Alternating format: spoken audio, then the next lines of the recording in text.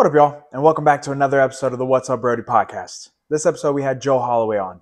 He's a jiu-jitsu athlete out of Ralph Gracie. He just came off of a ADCC Dallas Open win. He made it to day 2 on the ADCC trials, all while only training jiu-jitsu for about 5 years. He's been training jiu-jitsu for a pretty short stint of time comparatively. He played college football at Arkansas Tech, where he played nose tackle. Used to be a lot bigger. He's still a massive guy, but he used to be closer to 300 pounds, playing nose tackle, filling up the hole.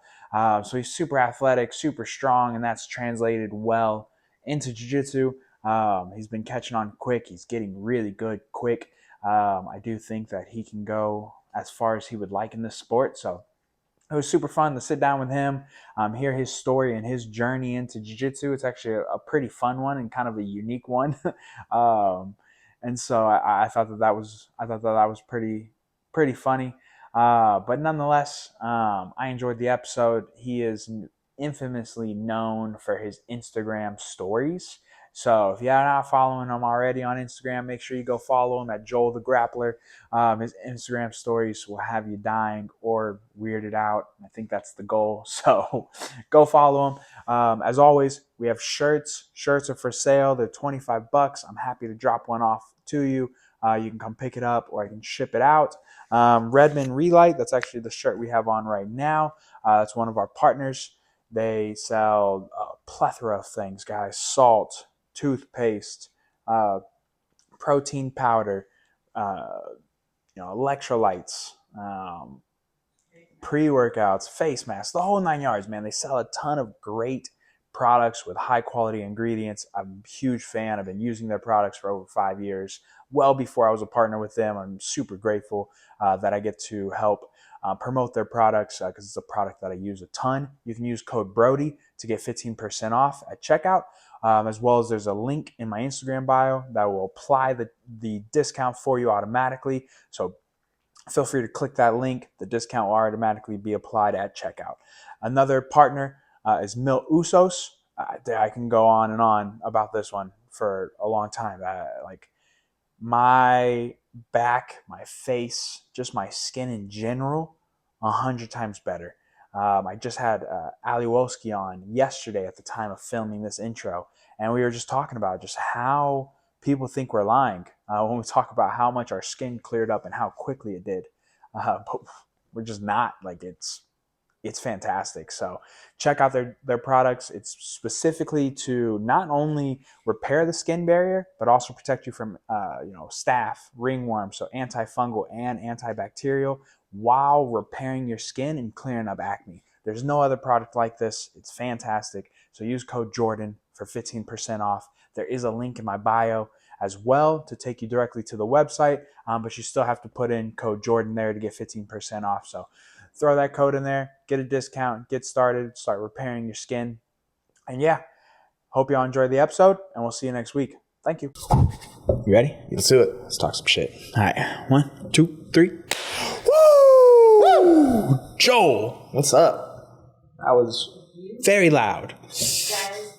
Not guys. Guy. You were loud too. I was not that loud. I was moderately loud. She didn't budge. Y'all. She's a gangster. Whew. This shit would have been, episode would have been a minute and 30 seconds. All right. Joel, come put this baby to sleep. Nah, she's a gangster, dude. She didn't wake up to the fireworks last night either. Oh, the trooper, man. Yeah, no, she does pretty good. But there's also a white noise setting on the nanite in her room, the camera. Mm-hmm. So she can't hear shit. Yeah. I don't know why this fucking thing's loose. I need to get one of those over here. That's going to be the next mission. Dang. All right. Feel lucky. What's up, dude? Nothing much, man. out here doing the pod. Appreciate Sunday, you. Day after 4th of July. Appreciate you saving my weekend. Oh, dude, that's awesome. Because if I didn't have an episode today, I would have not had an episode come out next Monday. And you can't have that. No, you can't have that. Can't have that. Can't have it, dude. So I appreciate it. Man. Oh, dude. Like you said, dude, I listen to the pod all the time. It's a great time. I appreciate that, man. I hope you enjoy it. I hope people enjoy it. We just talk some shit, have some fun. It also helps because you know all the people. Mm-hmm. I think that's cool. At least I enjoy that. Like when people go on Joe Rogan who maybe either I'm just a fan of or people who I know. I think that's cool. Like, it's cool listening to the stories. Like, when I listen to like actors or like musicians on the podcast, and if they have like a good episode, if they're cool, or if like they talk about cool shit or whatever, I always have like a higher urge to go watch their movie or like listen to their music. I like the humanization of it. Yeah. And so it's fun that I get to do this with y'all. Yeah, dude. I was gonna say, it's always, I like long form content. Like we were just talking earlier, dude, short form content is just like brain rotted me. Straight goy slop. So anytime I can get something that's longer than 30 seconds, I'm like, yes, this is awesome. It's great for me. That's interesting. What do you think it is that makes you crave that? Or like, because obviously short form is highly addictive, and like it's definitely, especially at your age, like everybody loves it. Well, I think what makes me crave it, it's just like a simple way to turn your brain off. Like, I work a full-time job. I'm training jiu-jitsu. I spend a lot of time on that. So anytime I have like 5 minutes to sit there and just be like, oh, I don't have anything to do, let me just like mindlessly scroll for 5 seconds. But at the same time, that's also how I find a lot of content for my famed Instagram story. Dude, your Instagram story is so unhinged, bro. It's so funny. It's so unhinged. It's so funny. It's random as fuck. Every time I go to open it, I'm like, I wonder what today is. You wonder what today is? I'm the same way. There's so many different algorithms that I'm on. One day it could be seals. One day it could be motivational speeches. One day it could be pictures of dinosaurs saying, I have to pee. It could be whatever. You never know. It's the best. It's true, the best. Dude. It's so fucking random. What do you think about penguins being fake? Penguins being fake? So, I mean, I've never seen one. We can't go to Antarctica. I could be convinced. Penguins, not real. Dude, there's so many wild, wacky conspiracies, and there's so many that are real, and then there's so many where you're like, at this point, fuck it, dude. Why not? They might be. They might be. It might be. They won't let us go to Antarctica. Yeah, it is interesting. I've never seen a penguin in real life. This is true. Exactly. Actually, you haven't? No. Definitely have it like the zoo. Never seen one at the zoo? You never been to the zoo? I mean, maybe when I was a kid, but I didn't want to go see the penguins. But what if those aren't even real? What if it's just a midget in disguise? It could be. Or a midget in training. A midget in training. Maybe that's where Dana's getting all those 125ers from. Yeah, I mean, potentially. I mean, penguins probably get paid the same amount. Dana, you know how Dana feels about the 125s. Like, don't pay them. Dude, which is crazy because that division is kind of lit. Dude, Pantoja's a bad motherfucker. I know, and he's about to come back. Pantoja's a bad motherfucker. Joshua Van's a bad motherfucker. Dude, I feel so bad for Joshua Van. He got put in the worst spot. And it's funny, too, because I'm from Houston. I was in Houston when that fight went down, and everybody was going crazy. But I was like, oh, that's like... Which fight? When Pantoja broke his arm. Oh, yeah. It was so... Yeah. I felt so bad for him because it's like, you want to be happy. Like, yeah, I'm the champ. But it's like, did you really, win the belt off of him? But I think he came back, and he made good on it. He got some goodwill from that defense he just had. I forget who he fought. The next guy... the other guy there's kind of like a trio in 125 right now. It wasn't Royval. I say because I know he beat Royval before. Yeah, he beat Royval to get the title shot. Oh, you know who it was? I think it was that Asakura guy, the guy from Japan. Was it? I want to say so. I thought there was another guy that who's fought Pantoja like 3 times or 4 times. The Mexican guy. What's his name? Is it Brandon Moreno? Yeah, it's Moreno. Yeah, loves Legos. Who's 125 there? No, it's Moreno. Him and Pantoja had like a quadrilogy. Yeah, like 4 fights. Dude, what was it? Was it the second fight where they just went 5 rounds, just straight boxing? It might have been. It was either second or third fight. They had a fight. I remember I was at Fast Eddie's, and we're watching the fight, playing darts, and dude, I mean, they just had a 5-round boxing match, and it was the most technical brawl. Those guys, both of them, their boxing is fantastic. Well, dude, especially when you're that small. I know. And then you sit there and hit each other. No knockout power. Yeah, but dude, they're so technical. And so fast. They're so fast, dude. They're so fast. It's like in jiu-jitsu. It's like people always talk about, I don't want to roll with the big guy. But bro, rolling with like a super small guy is like bro, this is about to be exhausting. Yeah, if you roll like anybody between like 145 and 165, where they're still strong enough, but then they're just fast. Yeah, like you can't bulldoze them. Yeah. But dude, it takes so much. You're just going to like sit still. Yeah. And even like bigger guys, you got like rolling with Jack. Dude, sometimes I hate rolling with Jack. Yeah. I'm just like, Jack, please. Yeah. Stand still. Dude, Jack's good, man. Jack's really good. He's good. He's a fun roll. He is a great roll. Yeah, there was somebody at Open Mat where finally I got a body lock. I think it was Noah from, I think he trains at Iron Forge, if I'm not mistaken. I think he might be one of the MMA guys. I'd seen him before on Instagram, but when I rolled with him, there was a moment where I finally got a body lock, like a back body lock, chest to back.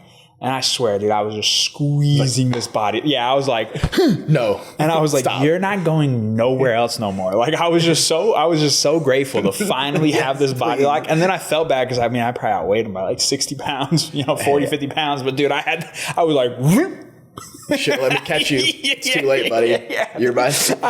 I was not letting that shit go. You better get real comfy. I wasn't letting that go, dude. I was like, no, you're moving way too much. I need you to chill. Stop. It's like, have you roll? You might not roll with him because he doesn't come to Open Mat. You ever rolled with Wee though? He's one of Taza's students, and then he trains at Ralph Gracie now. He's part of our noon crew, and just straight. You can tell, just straight Oliver Taza student. Oh yeah, just never escapes stops moving. Everything, doesn't stop moving. When you finally pin him, you're like, stop it. Stop. You're done. We're not doing this no more, dude. We got 3 more minutes. We ain't doing this for It's like talking to a little kid like, no, you're done.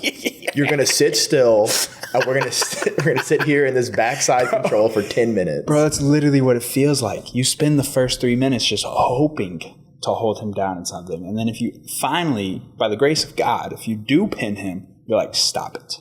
No more. Dude, what got you into jiu-jitsu?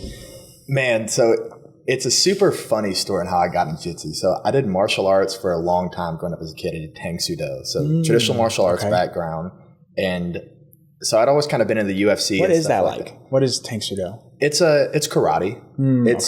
It's Korean karate. Okay. It was big in like South Korea. Chuck Norris, Tang Sudo black belt, big name drop there. Okay. And so, like I said, I'd always been in the MMA, UFC. And so I remember one summer in college, I was doing industrial landscaping. Oh. And so mind you, I'm in Arkansas, so it's 1,000,000 degrees outside. I'm wearing jeans, I'm covered in dirt. Yeah. And so I go into this burger spot, I sit down, eat a burger. I come out, there's some guy with a coat hanger down the window of my car. And I was like, all right, buddy, like come here. And I take him out back and I rough him up a little bit. And back in my head, I was just like, I probably need a nicer way to put people down.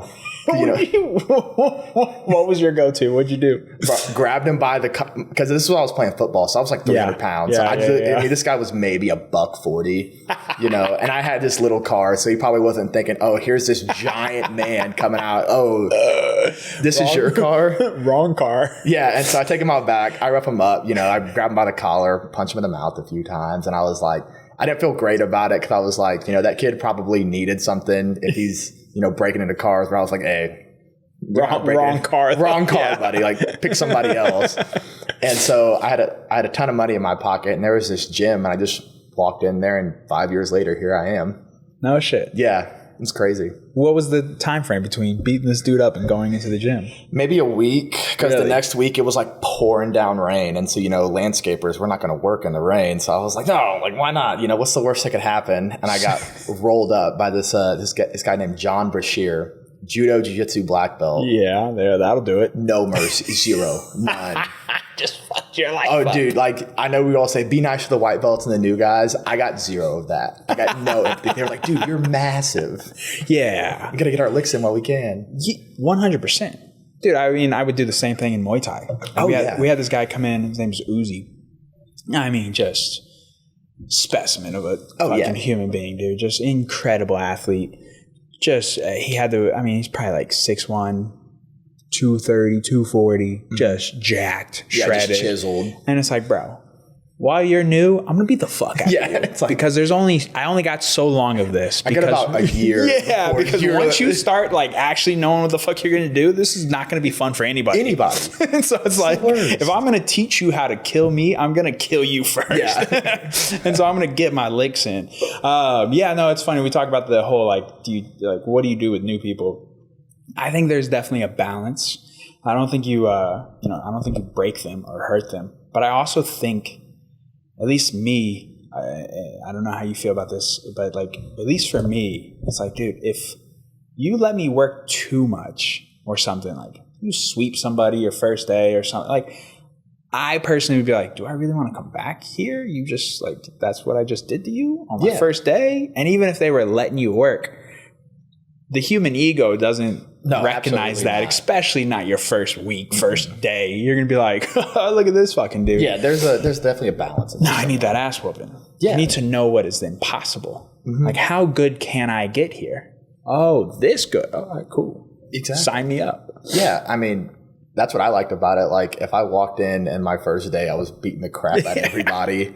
I'd be like, I don't need this. No big deal. But, me, big old tough football player, I was like, oh, yeah, I got this. And I was like, bro, I just got beat up by an accountant. Yep. And a guy who weighs 160 pounds. It's always the football players. It's always the football players, both in striking and jiu-jitsu. Well, yeah. Both times. Well, I think because as a society, we've just been football players. Those are the tough guys. It is true.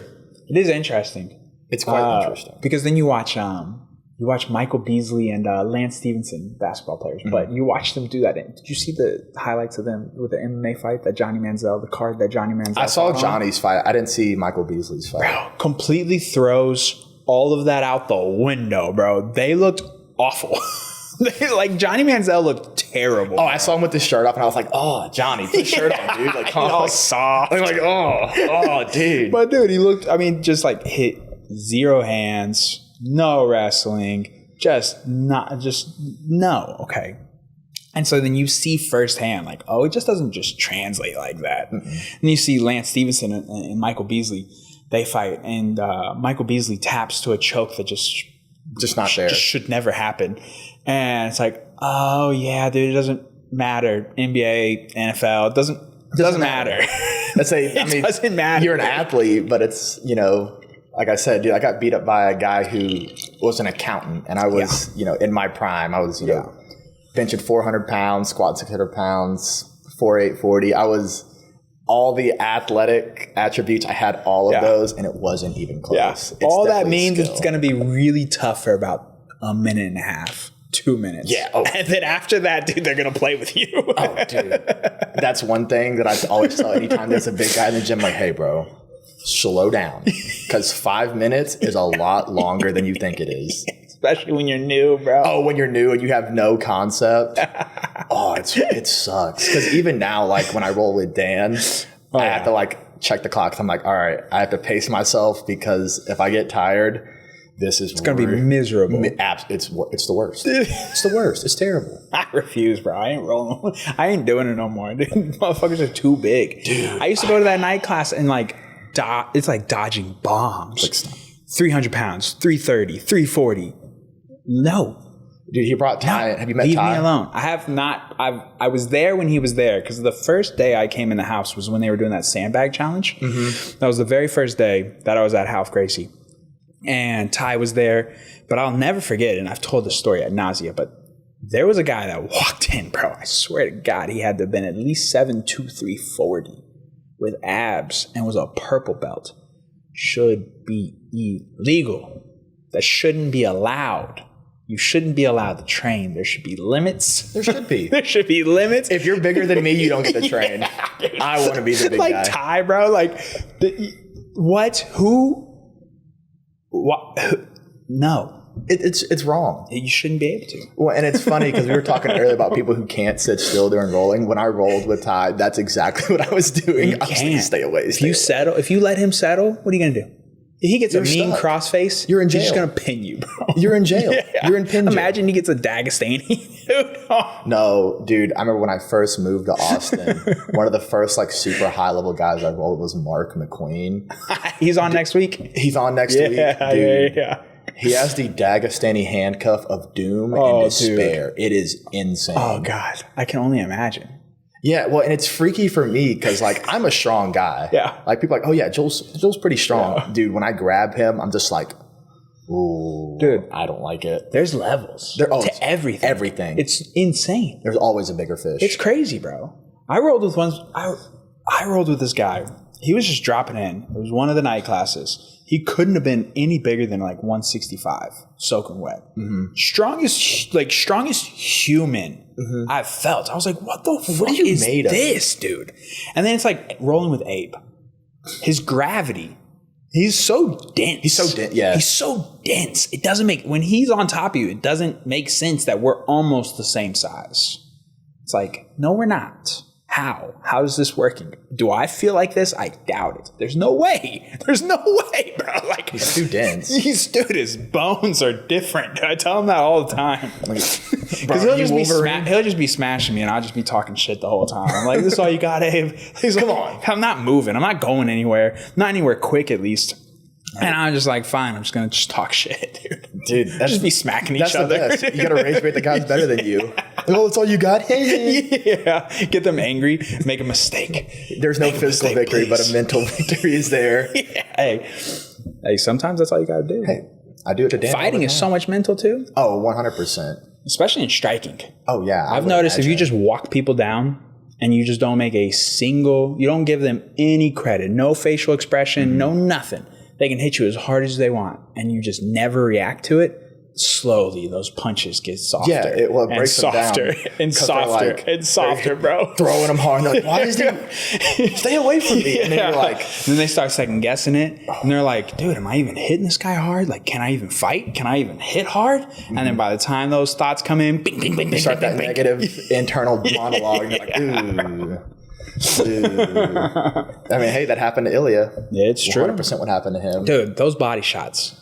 You shouldn't have been, like, no man should eat those. Like, that's crazy. The liver dictates what happens. And Justin Gaethje overrid his liver. He was like, nah. He said, nah. Light work, no reaction. No reaction. Bro, those body shots were vicious.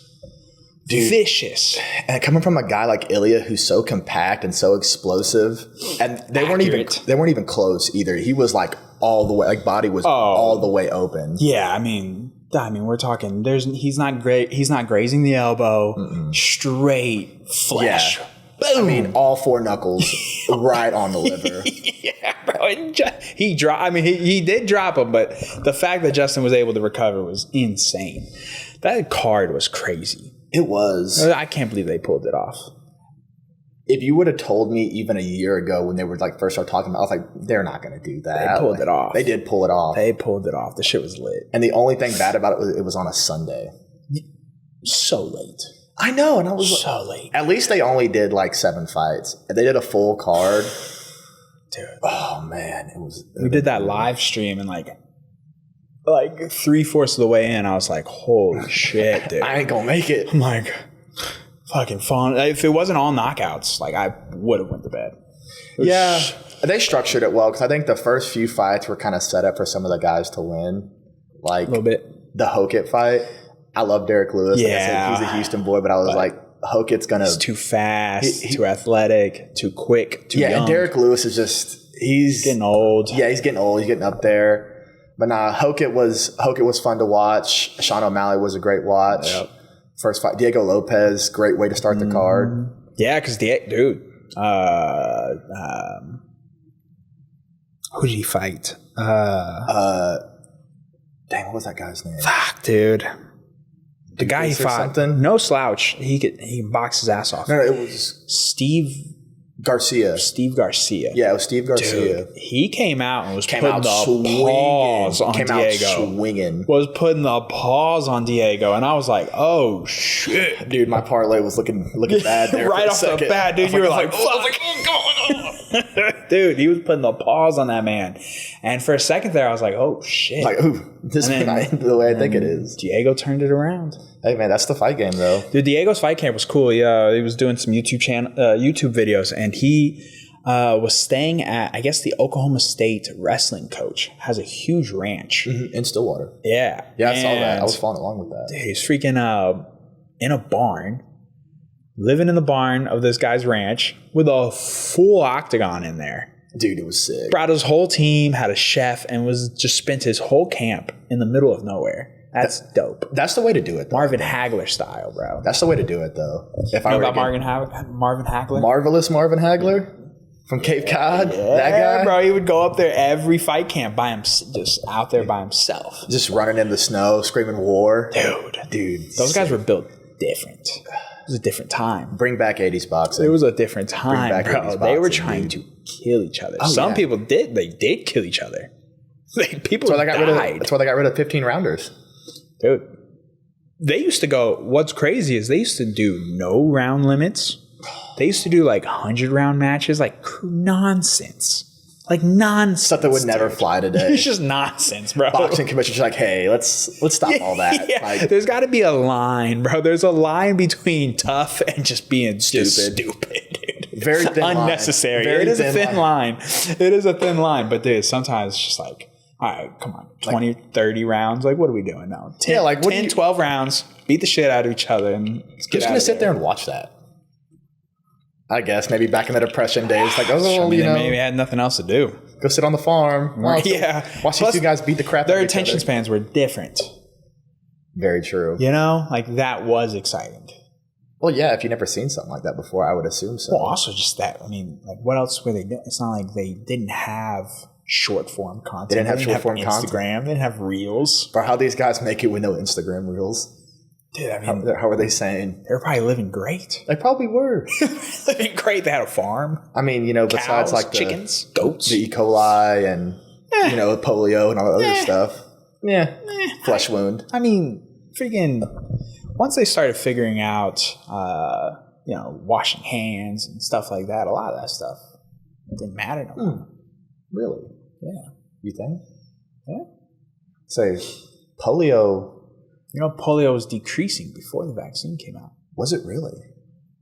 They probably got tired of building all those iron lungs. It's like, 'cause I've seen a video. There's like, now he probably has passed since then, because it was probably when I was like 12, 13 years old. I remember there was like one guy left in America still in the iron lung. And dude, that thing is, I couldn't imagine living like that. What's iron lung?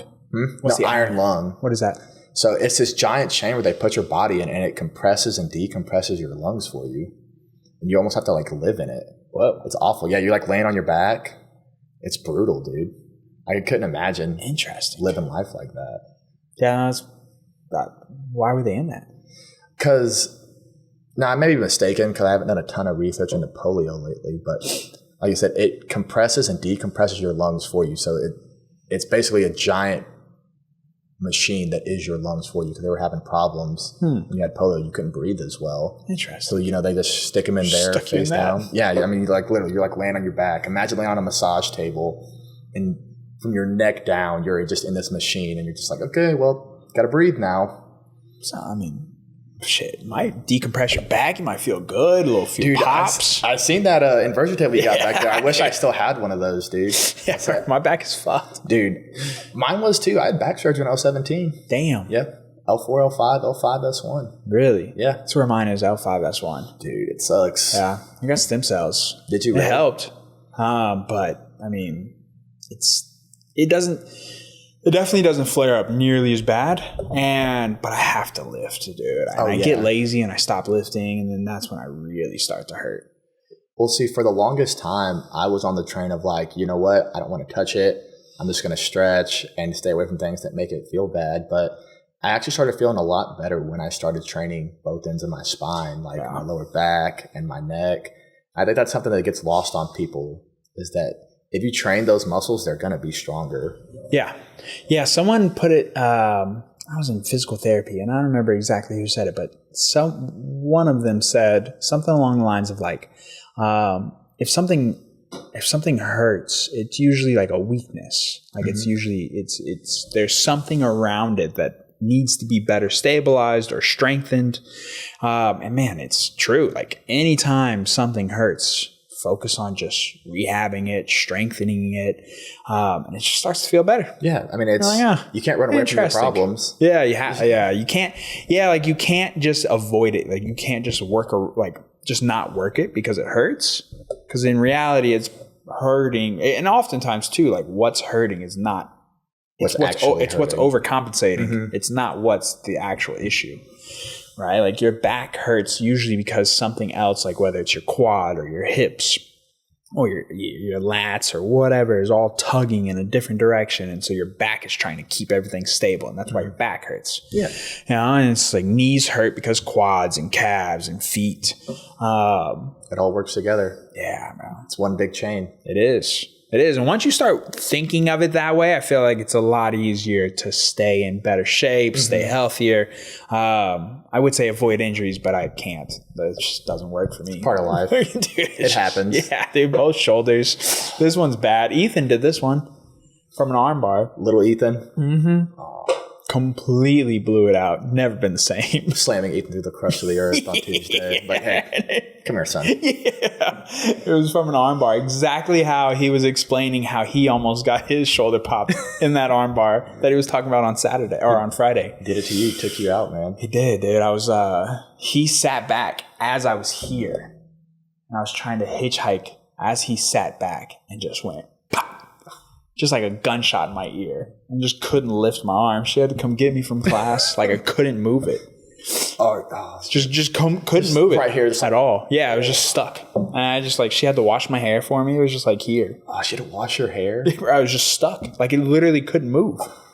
Like it wasn't like, oh, it moves, it hurts. No. Like it didn't work. It's there. It just didn't work. It's on red. Like the old WWE games. Left arm red. It was bad, man. Dude, I could not imagine. Because I've been lucky enough where better. I think the worst injury I've had since I've done jiu-jitsu is I pulled my hamstring one time. Yeah. Which can be nag. Yeah, it's nagging, but it's not debilitating. Yeah. Because, dude, I hate being hurt. It sucks. It sucks. Yeah. Dude, not training is terrible. Oh, it's awful. It's the worst. I feel like I don't know what to do with myself. I'm just sitting at the house just like, yep. Like, what do I do now? Yeah, your internal monologue, you fat piece of shit. Why don't you go do something? Go do something. And you're like, I literally can't. I can't. I don't care. Body, please rest. I'm trying to make you feel better. It's like, no. Coward. Yeah, bitch. Go train something. Every time, dude. Every time. Like I now finally back in the gym, feeling good. So 3 days a week, doing 2 full body lifts, and then today was like a cardio day, like cardio-esque. Cardio-esque? Yeah, like today I did 10 minutes on the row machine just to warm up. And then I did a circuit of sled push, because the turf in House of Games has got to be at least 30 or 40 yards. Really? It's good size. I've heard a ton of good things about House of Games. It's a sick gym. I wish they would enjoying build it down it south. Yeah, it's a sick gym. I'm enjoying it very much. The Golds by my house isn't too bad, but there's no sleds. Yeah, it's super busy. I've heard a lot of good things about House of Games. It's huge. Really? It's not overly busy. There's a machine for every angle of the body, because it's like a pure bodybuilding gym, but then also has its athletic things as well. So it has one of the big sleds that has the little motorizer thing on it. And so it has one of those, and it has a traditional sled with the 2 poles and the low side and the high side. And so I did sled pushes, so down and back. So it's 60 to 80 yards, give or take. And then it was farmer carries, sandbag carries, and just had 2 33-pound sandbags and just S-gripped and walked those up and down. Medicine ball slams, and there was one more. They have a 132-pound tire. And so it has straps on it. And so you can put a cable on it and drag it. And so I was doing sled pushes and then tire drags. It was lit. Sounds like a full day. It was fun. Hey, dude, I love stuff like that. I love training like that. I say because I've spent so much time lifting. Because I mean, I started lifting like seriously probably when I was like 13, 14. Damn, okay. So anything that like gets me out of the norm, like the sled pulls, farmer's carries, I love stuff like that. Yeah. Sandbag. I've been looking at getting a sandbag for so long. Yeah, to get like a 180-pound one, 200 pounds, and just hold it, carry it around. You get dumb strong. And you can get good cardio from that. Yeah, get your heart rate going. So people don't realize, dude, 108 pounds with no handles can be a lot more difficult than what you think it is. Yeah, and then you have to squeeze it straight jiu-jitsu. Yeah, and your whole translates exactly to what you're doing. Isometrics. Yeah. Because, when are you ever going to do, a lat pull down motion in jiu-jitsu? It's not very often. Not very often, No. but body locks, rear body locks, pinning people. Trying to break someone in half. Great squeeze. Yeah. Love that stuff. Just wrap the old neck like, all right, buddy. Yep. Just squeeze them. I don't know. I think that's a big problem, especially with like people around my age, is specific demands. Because like I said, you're never really going to do a lat pull down. Are you working out your back? Yes. Is that going to help in jiu-jitsu? Yes. But it's not the specific application you need. Yeah. And there's a ton of guys out there now who are like, I think making good headway on a good program for looking for jiu-jitsu. But I think that's one thing in jiu-jitsu that's super far behind the rest of the sports as far as that is concerned, strength and conditioning. Yeah, we talk about that a lot because it's like for so long, it's like, oh, I just do jiu-jitsu. Yeah. I don't have to lift. And like, sure, you might get really, really good. Mm-hmm. But what if someone's really, really good and stronger than you? You're cooked. Super cooked. You're cooked. Like how you were just talking about. Like there is, even when you first started, I'm sure there were just guys that just simply just couldn't hold you down. Mm-hmm. No matter how much they wanted to. Like sure, in the gi, they'll eventually probably hold you down. Mm-hmm. But in no gi, dude, like can't do it. Exploding. It's the biggest lie told in jiu-jitsu. Strength does not matter. Yeah. That is the biggest lie ever. Yeah, dude. It matters a ton. Yeah, dude. It's not everything, but it matters a ton. I got these tree trunk legs for a reason. I can bridge and pop. What up, y'all? I know I'm interrupting the conversation. I apologize, but I do need to quickly talk to you about Redmond Real Salt. I've been using this salt for a couple of years. I cook with this every single day. It is my absolute favorite salt in the entire world. And you now, as a What's Up Brodey listener, you can get 15% off by using the code Brodey, or on my Instagram in the bio, you can follow that link to checkout. You'll get 15% off as well. Now, back to the conversation. I'm out.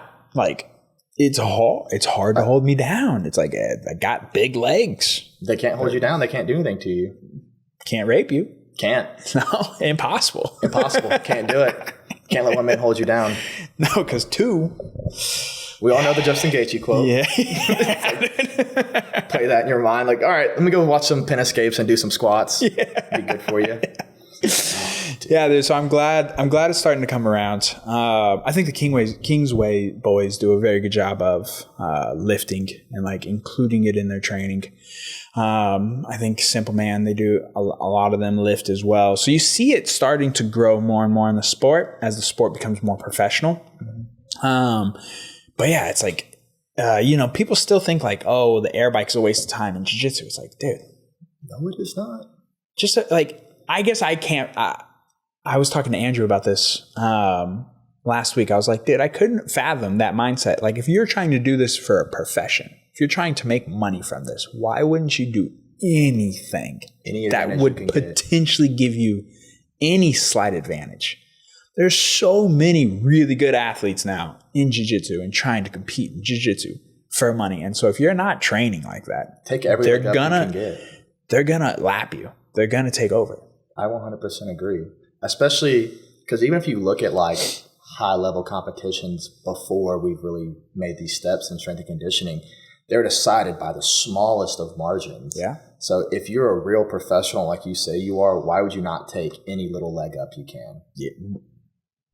You're trying to make a livelihood. Yeah. Your livelihood literally depends on it. And you're telling me you won't go hit the air bike for 8 minutes? 8 minutes, 10 minutes. And then to say that it doesn't translate, that's crazy. It's insane. That's crazy. You can't make yourself throw up in a jiu-jitsu round. Not once you've been training for a while. But you hit the air bike, you can make yourself throw up. That air bike That air bike will humble you. It's humbled me. And it's just like, I don't understand how you see MMA guys, how they train, and then think the air bike does nothing. Yeah. Like their cardio is Insane. way better than a jiu-jitsu cardio. Dude, anytime somebody tells me they do MMA before we roll, I'm just like, all right, this is going to be... They're going to have a different kind of pace. Yeah. They're also going to have a different kind of, a little bit of a different kind of dog in them too. Yeah. They're going to be harder to hold down. They're going to not settle as much. They're going to keep a good pace. They're going to be harder to tap, harder to submit, harder to get in the bad spots. Mm-hmm. Yeah, because I mean, MMA is just a hard fucking sport. The hardest sport in the world to me. Yeah. I mean, dude, I couldn't imagine some of the guys that I've trained with, like, they're holding me down. Like, oh, yeah, I can punch you, by the way, too. That would suck. It would. So that's Imagine why... if Dan just... I don't even want to think about that. But yeah, no, MMA guys, it's a different game for them, you know. Because like a guy like myself where, you know, I do sport jiu-jitsu. It's all I do. You know, there are some spots where an MMA guy where I would settle, where he'd be like, bro, I would never settle there for any amount of money in my life. Bottom turtle's one of them. Bottom turtle's one of them. Dude, even bottom closed guard is not a great spot. Like if you, like bottom closed guard with no overwraps, like if you're not, if you're not pinning them down. Yeah, you're going to get your face beat. You're going to get hit a lot. Bottom half guard, even with a knee shield. I think bottom half guard's worse. It's not great. I think statistically, in MMA, if I'm not mistaken, top half guard is the greatest striking position. I would say so, because you're already pinning their lower body. If I can't put one of my feet on the ground, how am I going to stand up? Yeah. And you'll see guys in the UFC just not close their guard. Asking for you to pass, like, please pass, because it's going to be easier to get out of side control. Yeah, if you can turn, get your shoulders turned, face the mat, and stand up. Once you're so slippery. Yeah. But in the bottom half, it's hard to just stand up. You can't. They have to let you up. They'll lace that leg and they'll hold you there, and they'll be like, all right, here comes the hammer. Yeah. Yep. Especially if they're good at riding the legs, keeping your hips pinned, you're cooked. It's going to be a bad time. Boys, that's how Khabib was beating everybody. He'd hold you down in half guard. Yep. He'd sit there, made a lot of money, hold your face, talk to you, and be like, hey, watch this. Let's talk now, bitch. Let's talk now. Dude, one of the coldest moments in sports. I know, and he did. Let's talk now. And he did it to McGregor, which is crazy. Held him down for 4 straight rounds. 4 straight rounds, dude. It was brutal. I mean, look, people who don't grapple, they boo when it goes to the ground, or they boo at like a Hamzat DDP match, and it's like, dog, if you don't understand what just happened, you can't get up. You can't, like, if you've never grappled, you don't understand what just happened. Hamzat, 24 minutes of ground control in a 25-minute fight to hold another grown man who is trying to do anything and everything possible to just get up. Yeah, and to hold him down. Not just any man, too. That guy was UFC unit, UFC champion. Yeah, the guy whose whole fighting style is just like, I'm gonna athlete my way to a win. Yeah, it might not be pretty, but he'll get it done. Yes, held him down for 24 minutes out of 25. Oh gosh, when is he? Who's he fighting next? Who? DDP. I don't know. That's a good question. I'm sure he's still sitting in silence. I mean, I would be too. I think he's still sitting. I think he's still sitting in silence, bro. It's a bad look. Could you imagine that plane flight home had to have been that was a long way home. Because he's from South Africa, right? Yeah. From Vegas, yeah, all the way home. That's a long flight with no music. No music.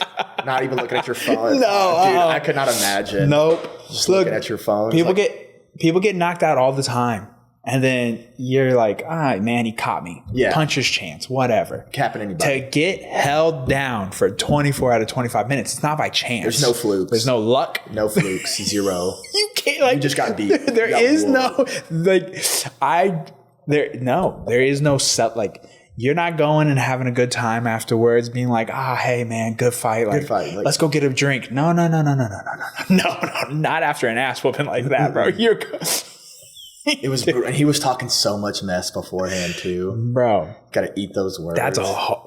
That's the worst way to lose. Oh, absolutely. The worst way. There is not a worse way. Yeah, 'cause like you said, if you just get caught, I got caught, getting You can easily write that involuntarily off. put to sleep. It Yeah. happens. But a guy holding you down against your will, you're conscious, you're sentient the whole time, and you're just like, dang, Giving up top crucifix like 5 times in a match, bro. I still can't believe he didn't finish that fight.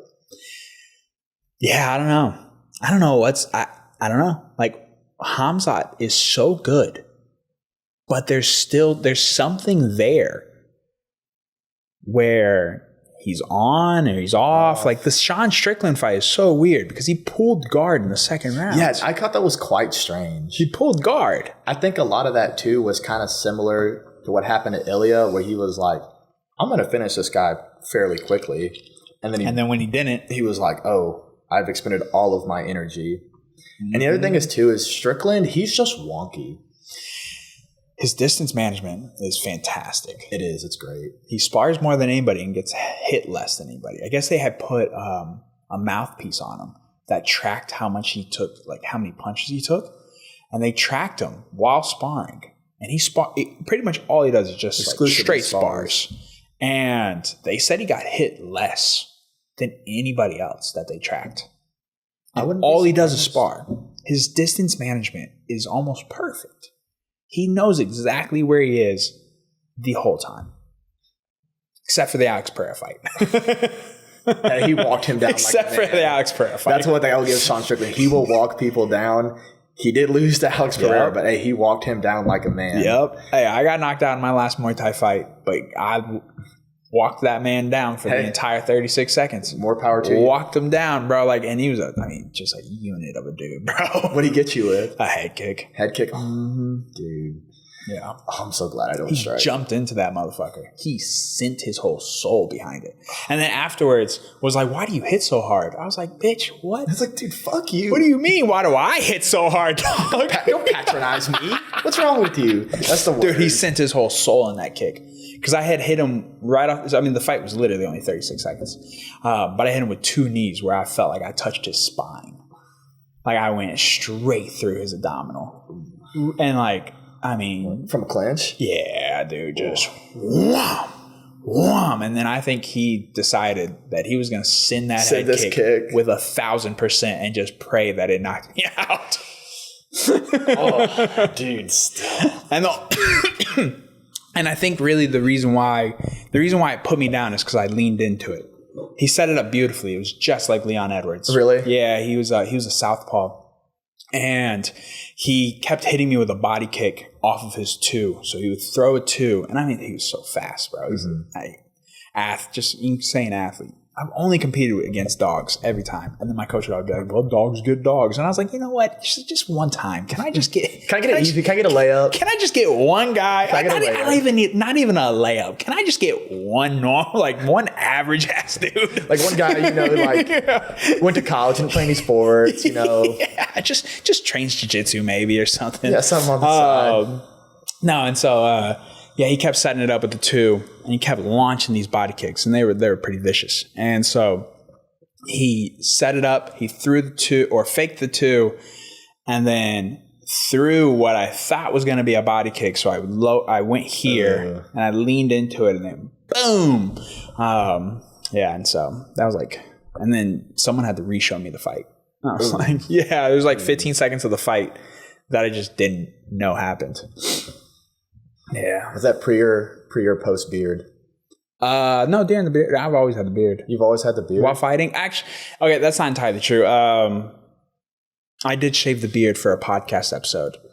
But it was in between winning the tournament and then that next fight. So I had the beard for that fight. I had to say, dude, they can't get you to the beard. It was hard to choke me. I would imagine. It's still hard to choke you now. Yeah, it was just hard to find the chin. You can't find the chin. It's hard. So I grew the beard out. Yeah, it's good. It helps. It does help. Dude, it makes a difference, dude. They can't find it. It sucks when they're pulling your hair, but they're like, hey, but at least you're not choking me. Dude, take that. Can't find it, man. I mean, there'll be guys that just give up. They're like, fuck it, dude. And they'll give up the back and they'll go like to mount or something and like head an army or some shit. But they'll get tired of surfing for the rear naked choke. Dude, that happens to me. That's why I'm trying to figure out a workaround for that because I'm moving up to the plus class. Ooh, okay. Because the guys in there typically aren't as talented. Yeah. But dude, there's just some guys I just can't find their chin. Yeah, they don't have no neck. They don't have any It's like neck. just straight chat. They'll do it's straight like, traps. There's no neck there. It's super hard. But I mean, there's always ways to work around stuff like that. I'm trying to figure out some juju stuff from the back, but I'm super excited about moving up to that weight class. Yeah, because it's to eat.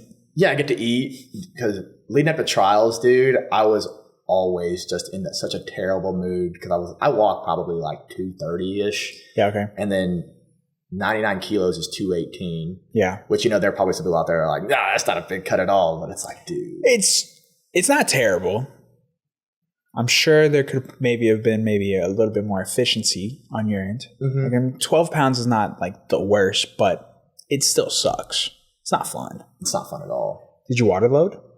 I did not water load. That's why. Probably why. That's I was like 1,000% why. I was like 12 pounds. Like you can sweat it out, but you won't recover for the next day. Well, I was just not eating as heavy in the weeks leading up. Yeah. Like I didn't want to water load because the day of weigh-ins for trials, I flew in the same day. So I had to go through like the airport all day and I was but you wouldn't have had any water that day. Do you know what, do you know the process for like water loading? Mm-mm. So, like the week before you had been at like 2 gallons, a gallon, and then a liter or 2 liters or whatever. I think 2 liters is almost a gallon, but like 1 liter and then 1 liter and then like no water. Mm-hmm. And so every gallon of water is 8 pounds. Okay. And so you load yourself up with a lot of water and then you cut out salt that week. And so slowly over that week, so you put in like 16 pounds and it'll allow you would have been able to make that weight pretty easily. Fairly easily. And then you cut out the salt so it doesn't stick to you. And then you just you're sweating it out. And then you'll do a big water cut like the day of, whether it's the hot bath. Hot bath is just, is actually scientifically more efficient than the sauna.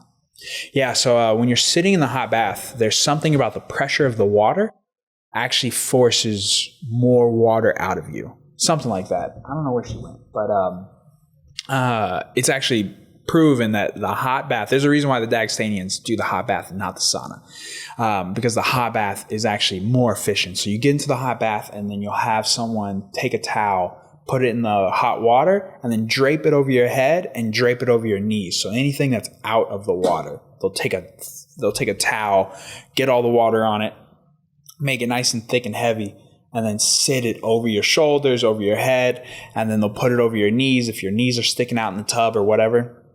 And then you'll just come just flying off. Oh yeah. Yeah. And so yeah, with a good water load and a hot bath, 12 pounds is not too bad. And you'll still be able to eat. Yeah. Because you're just manipulating the water in your body. Now, obviously, you can't go crazy and eat whatever, but you still get to eat. Mm-hmm. When most of the weight that's coming off is just from the water manipulation. Things I didn't know. Yeah. That was like the first time I actually cut down for any weight. Yeah, you did good, dude. Yeah, I felt good about it. You did good. Yeah. You made it to day 2. That was your first trials, yeah? Yeah, first trials. Beat Kalen Sabino. He was on the podcast. That guy who was ripping that arm bar. A couple episodes. Oh, that was him. That was him. No shit, dude. It was crazy, dude. He must have just been in a bad mood because what he did to that man's arm. That guy deserved it. I mean, maybe. I don't know, dude. He fucking destroyed that arm. That arm will never work. Don't talk crazy to people. I know. It's true. It is true. You never know. Hey, look, every action has a reaction. And Absolutely. The only thing you can control is the action. Can't control what that person's reaction is going to be. Did you see that video of Landon Elmore? Mm-hmm. Dude, that guy, I think that guy got off fairly good in the grand scheme of things. Bro, what an insane thing to do. What an insane thing to do. Who does that to anybody? In what world did you think that wasn't going to end in some kind of physical altercation? Even if Landon couldn't fight, you're still going to get in a tuffle. And a tussle. To do it in thong sandals is the craziest part of the whole story. That man had thong sandals on and some cargo shorts. What did you think? Like, you weren't prepared to fight in no way. And then you thought you're just going to smack his girl's ass. And the fact that he like said, hey, watch this, that was insane. Bro, insanely. Drugs are crazy. That's the only like logical explanation. Drugs are crazy, dude, bro. Like, I wouldn't do that to anybody walking down the street. Dude, that's nuts, bro. Like, you could be John Jones and still, like, why would you do, like, that's just an insane thing to do. It's just mad disrespectful. I'm going to say Crazy, that, that could have, there are people out there who that could have been in an entirely different way. Oh, bro. Landon's like 145 pounds, 150, no, not a lot of striking experience. That could have, you ever see there's a kickboxer who knocks that dude out in the bar? I've seen the video. I don't remember his name, but I've seen the video. Dude, he's a real famous kickboxer too. But it could have been a guy like that with just a nasty left hook. I mean, the fact that he could have got dropped right there after that first jab. Like, when that guy threw the jab, if Landon had any striking experience, he could have just flatlined him right there. Actually, I don't even know if that would have been, he probably got it worse by Landon not having any striking experience, because then Landon runs him all the way down. He runs into like that trolley or like the box got him. The boxes. Yeah. And then dude, when Trinity hits the leg drag, I was like, dude, this is too cold, bro. It is like, not only was it one world-class grappler, it was two of them, dude. Hey, God was sending him a message that day, because clearly nobody had humbled him before. He had to have been like 35, 40 years old. Like, he was grown ass man. Yeah, like, what? Like, he's never matured. Because like, even at like the ages of like 14 and 15, I wouldn't do that. No. It's just, no. Some guys need to get checked. I bet you he won't forget it. Oh, no. He ain't going to do it again. No, absolutely not going to do it again. Absolutely. It would have been one thing if it was a guy like your size that whooped his ass. It's also the fact that it was also two regular sized people beating his ass on top of it, which is going to make that lesson hurt that much more. Yeah. Well, because I don't think like a guy like you or like me who's a bit big, like looks like we work out. I don't think it's happening. It's not happening. But like to somebody like Landon, I know. If you didn't know about Landon, you'd be like, oh, he's just a normal kid. But like, no, he's like adorable ass kid. Nah, he's like real deal, like professional grappler. Like that's why I say he got easy. Because Landon definitely could have fell back and just destroyed his leg if he wanted to. Dude, because Landon doesn't give a fuck when he competes. Landon doesn't give a fuck, dude. It is a sight to see when that kid competes, dude. Landon will break it. Dude, did you see his match with Bryce Mitchell? Yeah. Nasty. Yeah. That kid's disgusting. Yeah. Because he won the EBI. He did win the EBI. It's fun. It's crazy. 19 years old winning EBI. I know. And then he beat Keith, and then Keith got him back. It was a good match. It happens. He's got a long, good career ahead of him. So much fun to watch, dude. Mm-hmm. What's your favorite? Are you a fan? Are you still a fan of grappling? Yeah, I'm still a fan of grappling. I try not to look into some people too much because I'm starting to get to that level where it's like, oh, hey, I've got to compete against these guys. Yeah, that's fair. I still love, like, anytime there's a UFC BJJ on, I'm like, watching it on my phone. I'll go back and watch some old ADCCs and stuff like that. I think it's super fun because you can pick from just about anybody. I think all techniques, I wouldn't say they're universal, but you could figure a way to make it work. Yeah. And so I always like to pick up different things from different guys. Who do you like to watch? Who do I like to watch? Paul Jaworski. Yeah. He's a big one. He's a monster. He's a false reap guy. He's just like me. I always like to watch Dan compete, Gordon, obviously. But one guy who I really like to watch is Marigali. Yeah. I think Marigali is insane. What about Marigali do you like? How creative he is. Because, training with the guy is one thing, but like when I go out and see him compete, he's so fluid and so like precise with his motions. He's not robotic at all. I think he has the most beautiful jiu-jitsu I've ever seen. Really? Yeah. I don't know that I've actually sat down and really watched a lot of Marigalli's matches. Dude, it's super interesting. Like, I think his ADCC run back in 22 is one of the most impressive things I've ever seen. Because if I'm not mistaken, he'd only been training like no gi for maybe like 6 months. Yeah, he's pretty. He's pretty fresh. He's pretty green. And he went out there and dude, he did his thing. Yeah. On top of being a sick gi competitor. I mean, before he stopped competing in the gi, he was the best gi guy in the world, in my opinion. And then turn around and being like, oh yeah, I'm also gonna go get 2 medals at ADCC, which is nuts. Yeah. What's your favorite promotion to watch? Favorite promotion to watch? I'll browse the fight to wins occasionally, but man, right now I'm loving ADCC. Yeah? Yeah. Like, I think the rule set is always super interesting. It makes for great matches sometimes. Some of these opens are like, they don't look the best. I mean, just some of the trials finals. Dude, the trials are always so sick. It was so sick just to go this year. Oh, yeah. I mean, like, the matches leading up are fun, but then, I think in the finals, if you pull guard, it's a -1. So you get guys that just don't want to wrestle, or they're not very good at wrestling, and then they just hand fight for 8 fucking minutes. You get that in Who's Number One sometimes. Yeah. I think that's a big problem in jiu-jitsu right now is fear of engagement. Fear of engagement. And then also, dude, fuck it. Just let someone sit down. Yeah. Like, it is, like, you get like not everybody's going to be a Cade Rotolo and Andrew Tackett, that match. Like, not everybody can do that. Not everybody is scrimmaging and scrambling and wrestling to that level. Some people, it's going to be like a Cade Rotolo and an Levi Jones, Leary. And it's like, some matches are going to be that. And that's also very fun to fucking watch. I think Levi Jones-Leary won that match. I'll die on that. I don't know that I fully disagree. I rewatched it a few times. I would need to rewatch it again to like actually give like some insight on it. But I remember I was there. And I remember thinking in the moment, Levi won. In the moment when I was there. I think a lot of that was Cade playing to the crowd.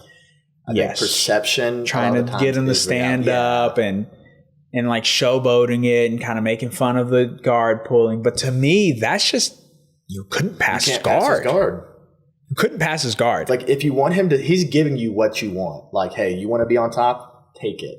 And it's another one of those things like we were just talking about with MMA.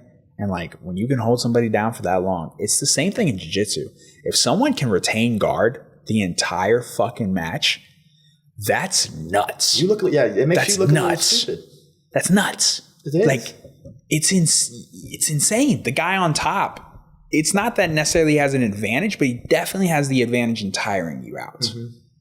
And so, I mean, to have Cade not pass your guard is fucking insane. A guy like Cade Rotolo, ADCC champion, top of the food chain guy. And Levi had some good attacks going. Yeah. I think if you make that like a typical ADCC rules match without the -1, he probably wins. Yeah, he wins off initiations. That's one thing that I like about ADCC is they reward you for pushing the action. Yeah. Because there are a lot of guys, like you say, they just want to hand fight and they kind of want to stay back and play it safe. So even if it goes to a 0-0 decision, if you're pushing that issue the whole time, you're going to win the match. It's true. You know what fixes this? Shot clock. Shot clock? Shot clock. PGF. I fucking love the PGF. I do. The PGF is sick. I love the PGF. It's awesome. Like, there should be a shot clock in every organization. The ref saying action means nothing. Doesn't do anything. It means absolutely nothing. Half the time, they probably don't even fucking hear you. They're so locked in. They're listening either for their coach or like, they're thinking like, okay, whatever, dude. Like, you get in here then, bitch. Well, I think the thing is too, a lot of organizations are so hesitant to just give the negative. Yeah, either shut the fuck up or give the negative on the second. Say action, third time, and then negative. Make up your mind. Yeah, if you just throw it, if people are like, oh, because if you're yelling action at me, because most guys they like Herb Dean. Yeah, like, hey, action. It's like on the 12th time, bro, I'm going to stop taking you seriously. Yeah, it's like if you just say it all the time, I'm going to be like, you're clearly whatever, not going to take a point away, so fuck off. Yeah. Just shut the fuck up. Because guys will let the referee, they'll take every warning they can get. Oh, yeah. Because it's like, hey, until you actually do something, like, bro, you're just saying action. Oh, yeah. Dude, you hear it all the time, like with like nut shots or eye pokes or something. Grabbing the fence. You always get one. You always get one. You always get one. Not saying you should do it. Not saying you should do it, but there's an option. But the reality is you literally do always get one. Yeah, you always get one. You shouldn't. Eye pokes, I think, should probably be an immediate negative one. Oh, yeah. Accidental or not, just because they're so devastating. But yeah, grabbing the fence, getting kicked in the balls, you always get one. It's not great. Shouldn't be. I think the eye poke thing is super interesting because have you seen Trevor Whitman on Joe? Mm-hmm. The Onyx Yeah, gloves? they have the gloves, and the UFC won't do it. It's because the UFC, I mean, I'm sure Onyx wanted something crazy. They sell those gloves for like $350. Really? Yeah, bro. Jesus. Yeah, otherwise I'd have a pair. $350. They're nuts. I'm sure they are. I mean, it's expensive, dude.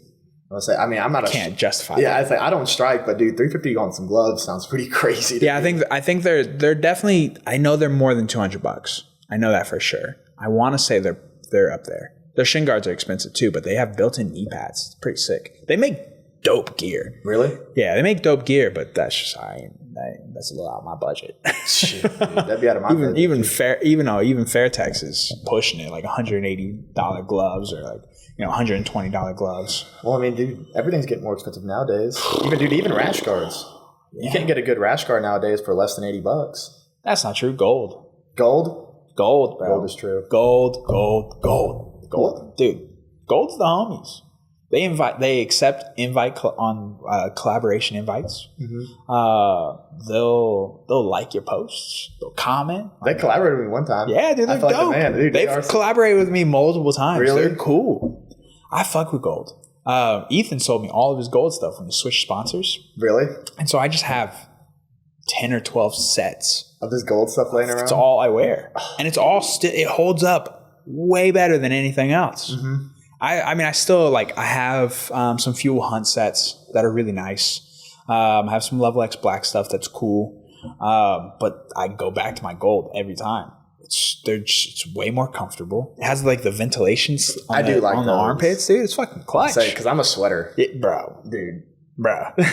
People are like, Jordan, are you going to compete shirtless for ADCC? I was like, in theory, it sounds like it would be an advantage, but it's also like when you get sweaty, you also can't grab them.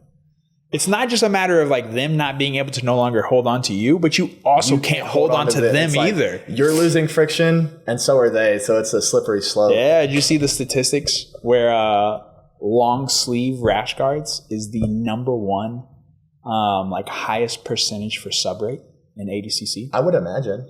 I'm about to say people who wear long sleeves get more subs, percentage wise, than any other form of top. I would believe it. I'm about to say because I've competed in long sleeves and short sleeves, and especially for a guy like me who's so leg lock heavy, when I'm wearing long sleeves, let's say it's so much harder for people to slip that heel. Yep. I would believe it. People will say it's easier for them to grab you too, but again, it's a double-edged sword.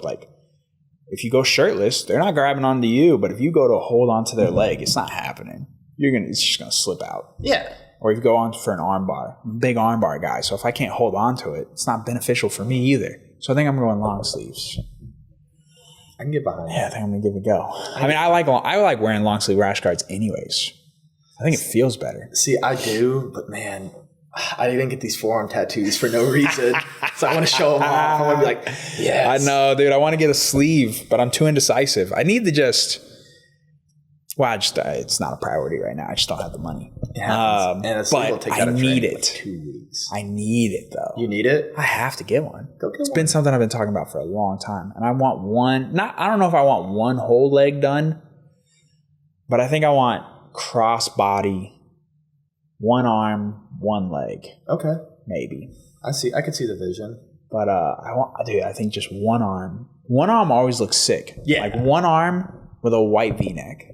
Just look nice and classy. That's all you need. And then it stops at your watch, and then you got a Rolex on. Boom. Got the Rolex. That's it, bro. Big dog. No, I don't. But you don't have the Rolex. You'll get it. Yeah. You'll get there. You know. I can't ever wear a watch. No? No. I feel like I'd lose it. I take it off too much. I was telling your girl earlier, I was like, if it's not on my person, I'll lose it. Yeah. Like even going to tournaments, like flying places, I have what'll fit in my pockets. That's it. Super light inventory. Yeah. If it doesn't, like I said, it doesn't fit in my pockets, it's not going. It'd be super critical piece of equipment. Like, does it fit in the pocket? It's not going. How was it that week of trials? Like getting ready for it. That week of trials. Knowing it's about to be probably one of the hardest things you've ever done. So it was actually pretty funny. I was not as nervous as I thought I was going to be for trials. Okay. What do you think it was? Oh, why do you think that was? I think a lot of it, not so much tempering my expectations, but just like leading up, I had done everything I could possibly do. Left no stone unturned. Yeah, left no stone unturned. I did all the studying I could. I was reading up on guys in my bracket. I was in shape, hitting all my conditioning. I was lifting. I was training the right way. And I was just like, you know what? I'm going to go out there, do the best I can, let the chips fall where they may. And I was happy with how I did. I'm not satisfied. Obviously, like nobody wants to go all the way out to trials. Like, oh, I got to day 2, round of 16. But you know, for a guy that's huge. Though, yeah, bro. for 5 years in, that's crazy. Mm-hmm. I want to say there were so many full-time grapplers there. Yeah, that's the hard part for me. Is like you probably like half the tournament. Yeah, close to. And I got a full-time job. Yeah, so I'm happy. I can't wait for the next one. Yeah. So my goal is I want to hit every trials until I turn 30. So I got a long, lengthy trials career ahead of me. Fuck yeah, I love it. It's dope. I love it because you're what, 26? Yeah, I just turned 26. Yeah, dude. That's fucking sick. So you got 8 more? Yeah. 8 more trials? 8 more trials. And then, 4 more ADCCs? Mm-hmm. Or no. Maybe 2 more. Wow, quick math. Yeah, 2 more. 2 more. 2 more ADCC Worlds. Maybe I'll get there one day. Hey. You're in the right fucking place. Hey, absolutely. Dude, I was, so we're getting closer to launching Roll Call. And I was writing a list down because I was like, dude, it has to be done and ready to go by the time ADCC happens, because like people are just going to go on a seminar, they're going to sprint. Mm-hmm. And I'm like, we have to start onboarding people by August. And I told him, I was like, all right, I'm going to list out all the people we know, either personally or by proxy, by like one person away. And I'm writing down the list of the competitors, of the people we know who are competing in that tournament. And I'm like, dude, this is nuts. This is like, there's like 12 people that I know personally that are going to the show. Dude, it's so talented out here. It's so crazy. Like, even just if you want to just take House, for example, I mean, just guys associated that are going. Yeah. Dan, Patrick, Manchild, Dominic, and there's a tons of other guys who are like super close. Like, I don't know if DeGraff competed, but DeGraff, another super high level guy over in House. Reese subs all the time. Yeah, Reese subs all the time. Reese had a great trials run. I want to say, no, I can't remember if he beat one of the Thanes or not. No, I think that's who he lost to. I think that's that's who Andrew lost to. Who Andrew lost to? Andrew lost to one of the Saints. Did both of them? I think it might have been both of them, and then Dominic redeemed them both. It was something like that, but yeah. Dominic is... Dude. Dom's the fucking man, bro. He is the man. Dom's the man, bro. He's sick. And even though he got invited, I still think they screwed him out of winning the trials. Oh, of course. Dude, me and Dan were like sitting in his truck afterwards, and like the parking lot of the venue, we were like counting, and it was like 5 seconds.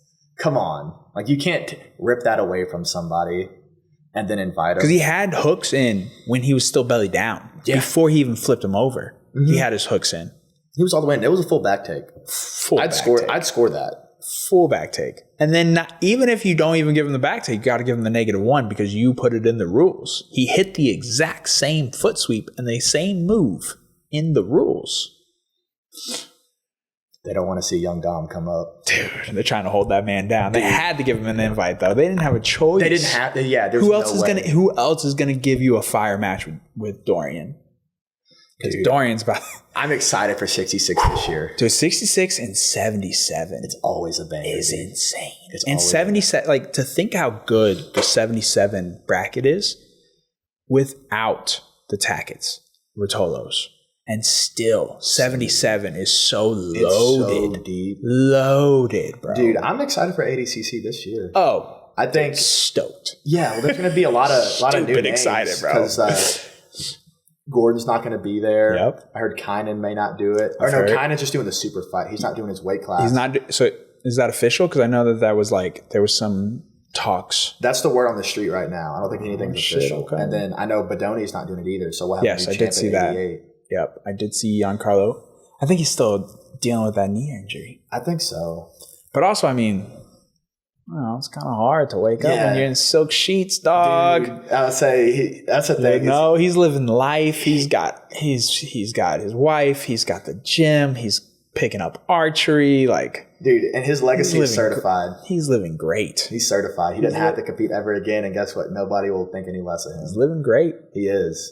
That's what it's all about, dude. Like we talked about this 2 episodes ago with Reese. No, 3 episodes now with Reese, where it's like, you know, there was that huge lawsuit against the UFC and all these fighters complaining about fighter pay, and then you have like the PFL and Bellator offering so much upfront money. But I mean, you see, like nothing sets you up better than what the UFC does for folks, like as a whole. Mm-hmm. Like the marketing. The brand that you can build. And you're like, Giancarlo's an example of that within grappling, not necessarily like in the UFC, but just like within grappling, just building a brand, building a social media presence, building long-term money to where when it's all said and done, you can make money for the rest of your life. Like Mighty Mouse is a great example. Volkanovski is a great example. These guys that have these YouTube channels, like Volk, for instance, where it's just has a whole cooking show. Yeah. It's fucking sick. It's awesome. It's great. I love watching cooking. He's going to make money for the rest of his life. Mighty Mouse, gaming. His mighty journeys are so much fun to watch. He's going to make money for the rest of his life. There's guys who won PFL tournaments and won that $1 million who will be broke next year. Absolutely. Like $1 million ain't nothing now. It's not that much. And it's not saying that like, oh, you know, that's, you know, they shouldn't offer that money, or like it's not great to go pursue that money. But what the UFC does, or what you can do by building a brand, is you can make money for the rest of your life versus making an upfront chunk of change that you may or may not know what to do with. Because if you don't know what to do with it, it's going to be gone. Yeah, especially like big chunks of change you get dropped on you when you never touched money like that before. You're going to go crazy. Yeah, you're going to go crazy. Go spending it. You're just like, oh yeah, I got it now. Like, it's no big deal. Carmelo Anthony was on some podcast talking about how $100 million wasn't life-changing. And I'm like, dog. Dude, screw you. The fuck are you talking about? Like $100 million. He was like, after taxes and then you buy a house. I don't even know if it was Carmelo. I think it was somebody else who said it. And it was Odell. It was Odell Beckham Jr. It was somebody, bro. Yeah. I think it's been said a few different times, and it's like, dog, the fuck are you talking about? What are you talking about? Dude, $1 million? Okay. Reasonable. Not life-changing. I mean, it should be, but realistically, most people are dumb. They get excited, and after 40% taxes, it's not that much money.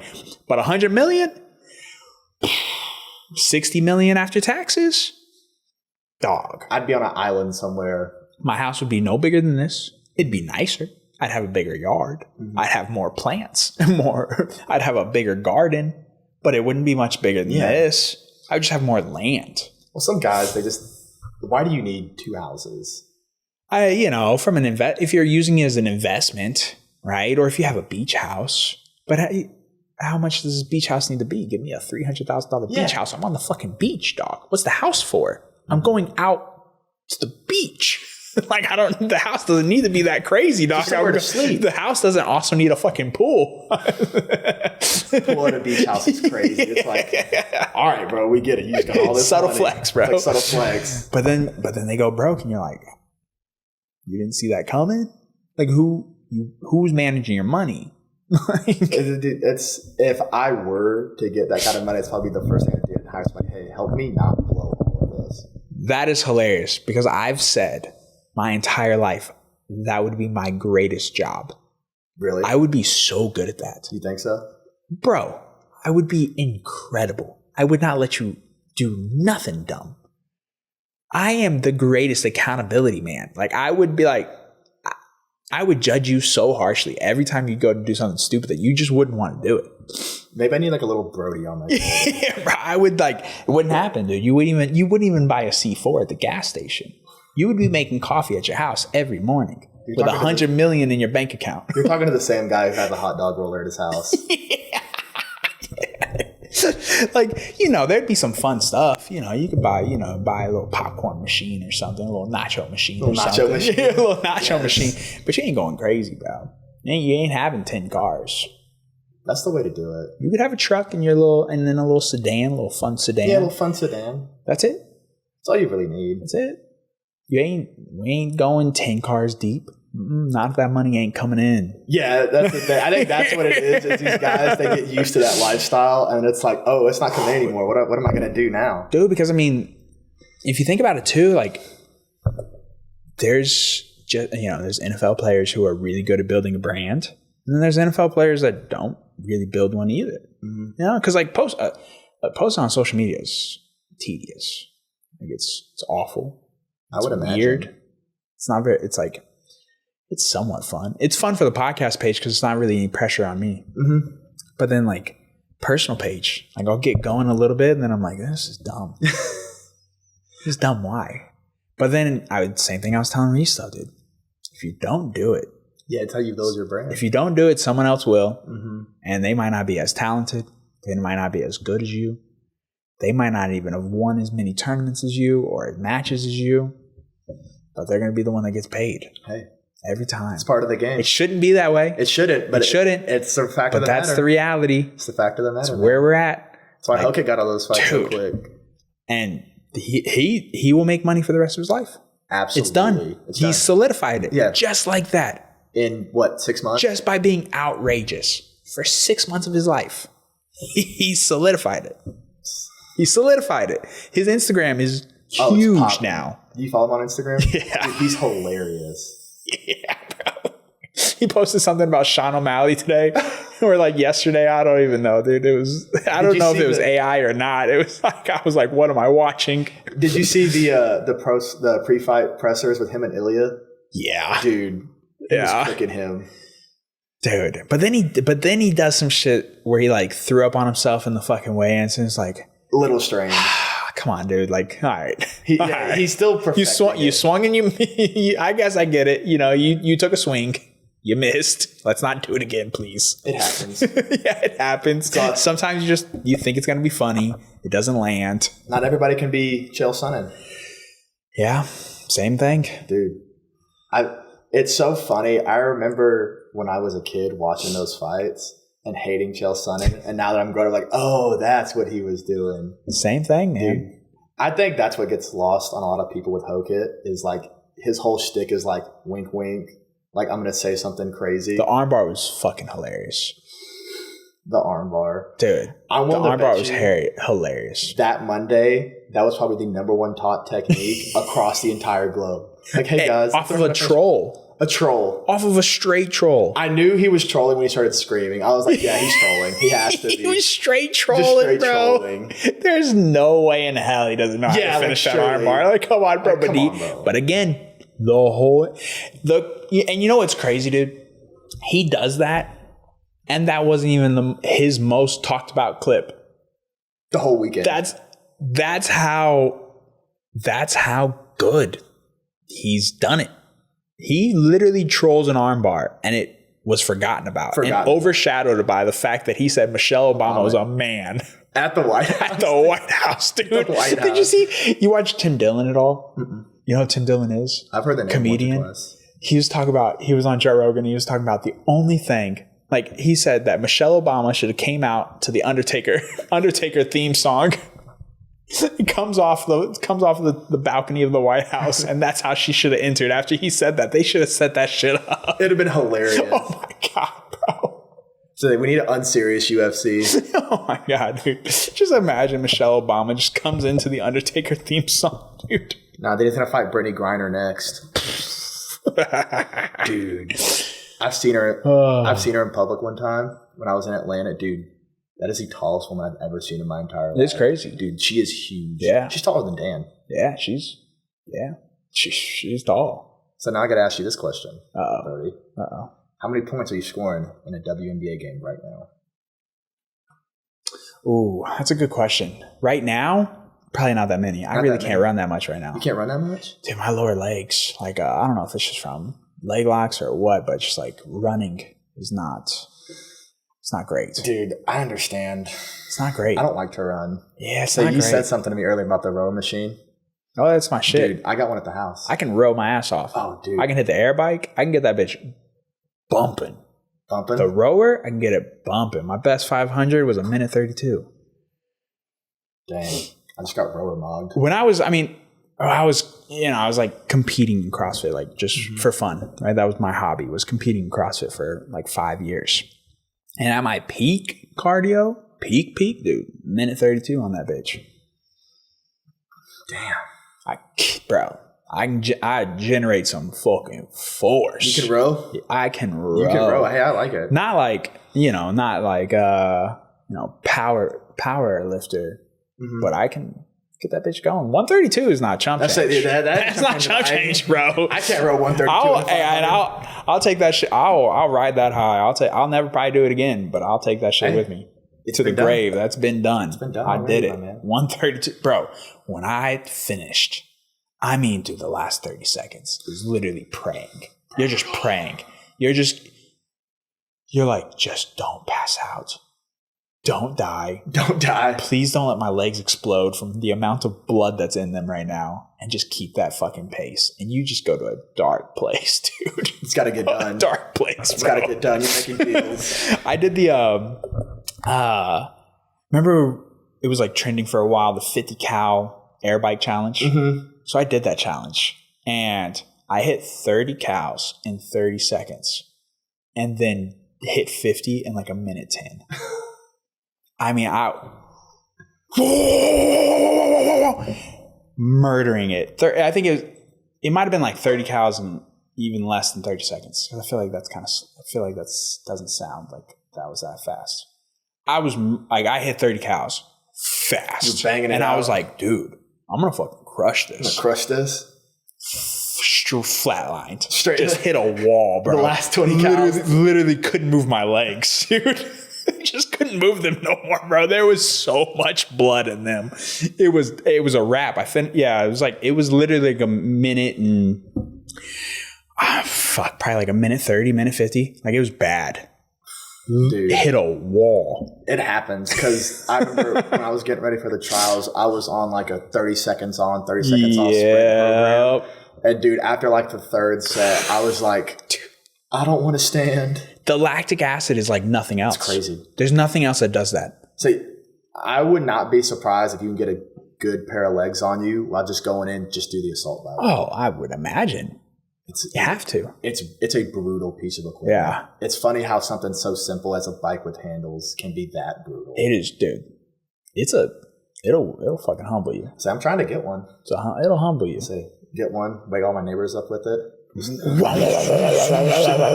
That sound is so satisfying. Oh, it is. When you get that bitch at like 100 RPM, 110 RPM, you're like, oh, I'm cruising. Let's go. Oh, dude, I hate when you're like, you're doing with somebody and you're like, hey, we're gonna do airdyne sprints, and they get on there and they hit like 85 RPM. I'm like, no. Triple digits. Hold on. Get up. 100. You fucking get that bitch exactly bumping, bro. It's a get in what you put out machine, man. Woo, dude. You're mean to that thing, it'll be great to you. It's so satisfying. Dude, it's awesome. It's so satisfying, but it sucks. Those 10 minutes are hell, bro. Dude, absolute hell. Hell, dude. Where do you put it at in your workout? Where do you put it at? Where do you put the assault bike in your workout? You put it at the front, put it at the back? It really just depends. Like, if I'm doing the sprints on it, it's usually the end. The end? There's so much blood in your legs, dude. You can't do nothing afterwards. If you hit that bitch, if you can still do something afterwards, I mean... That's the thing, is I started putting it at the beginning because, dude, I hate just like dreading it the whole like workout. I'm just like, let me just go in here and get this over with. Yeah. Dude. It's brutal. I'm used to it being like the last part of the circuit. It's so common in CrossFit to have to end on the fucking bike. Really? Yeah, usually you start on the row. And I feel like a lot of people, when they design WODs and stuff, they love to fucking put you on the bike at the end. Sometimes we'll start with it. I don't know. It's been a long time. It's been like 5 years since I've done it. But it's like competitive CrossFit, dude. That's something in and of itself. Dude, those guys, they get down. Those guys are nuts. They get down. The women are nuts. The men are nuts. Like that, it's hard. Oh, I bet. It's hard. It's so many reps and so many different movements, and they're so taxing on your central nervous system. It's obviously not as mentally taxing as fighting, but it's fucking close. I think it's the closest you can get to combat sports without doing a combat sport. Really? Yeah. It'll put you in a dark spot. I'm about to say, I'm trying to think of the last time I even went to a CrossFit gym. I mean, dude, it's tough. It'll try to kill you. Oh yeah, dude. It'll try to kill you. I mean, because we would do like CrossFit style workouts in college. Yep. And dude, we'd say, get a big meal the night before. You better make sure your head's in the right spot because it's not there to make you feel better. It'll turn you into a bitch real fast. If you got like anything like box jumps, the rower, the air bike, anything in there, double unders, any of those things. Humble you real quick. And then if you're racing, if you got a buddy in there that's good or quick or keep a good pace, you gotta match them the whole time. Boy, that's where I've gotten that pacing from. I've lost it the more I get like away from it. But when I was in Muay Thai, the pace I'd put on people was just crazy. I would just break people just from that. It was just purely from doing CrossFit. That's a way to do it. And then recovering in between rounds. I'd be full blast in that minute. Chilling. Just a minute, Big, catch your nice breath. breaths. Just get out there. Every round was the same. Yeah. Say that's a smart way to do it. Yeah. You get in good shape. Like a guy like Marab. You just get in good shape. You can just melt people. Melt them. Just absolutely melt them. 9 times out of 10, the person will break. Yeah. Oh yeah. They'll break. Well, that's just human nature. Everybody has a finite gas tank, but if you can weaponize that pace, you just melt people. I don't care how good you are. Yep.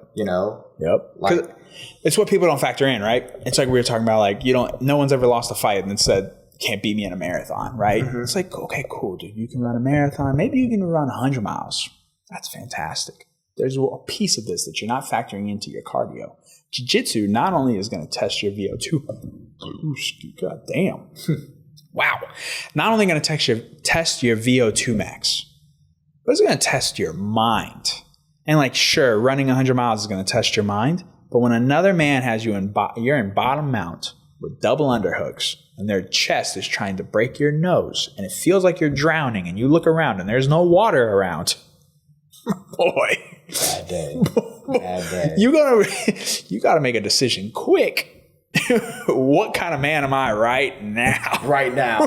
Right now. Say everybody's Billy Badass when we're standing up and you got your breath, but when there's some guy who's pouring sweat laying on top of you and you're just like plastered on the floor, it's like, ooh. I find out a lot about myself. I always think about when Gordon tapped Jacob Couch with S-mount.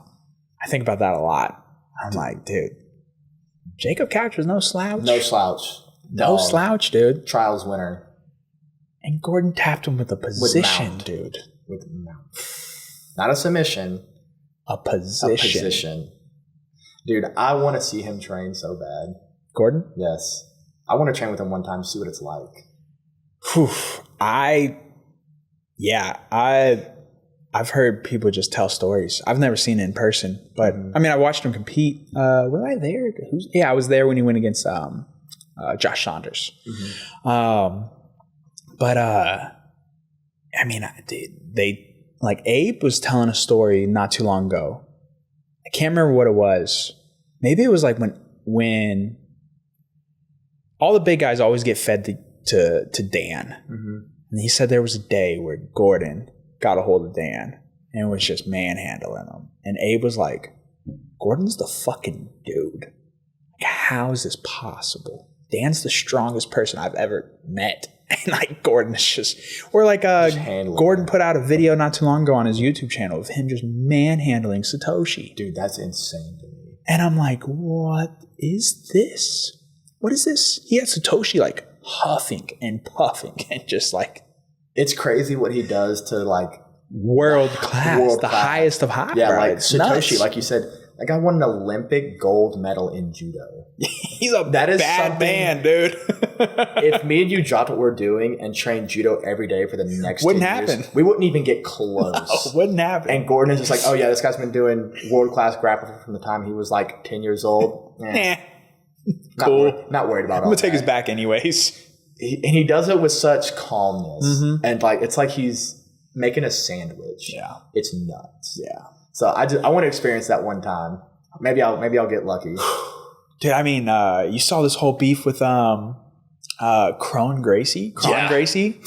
Where did this even come from? Like, this is when the whole like trying to build a brand thing backfires. When you say something just so outrageous that no one even, it's not even funny. You're like, how are you going to just take a random shot at Danaher?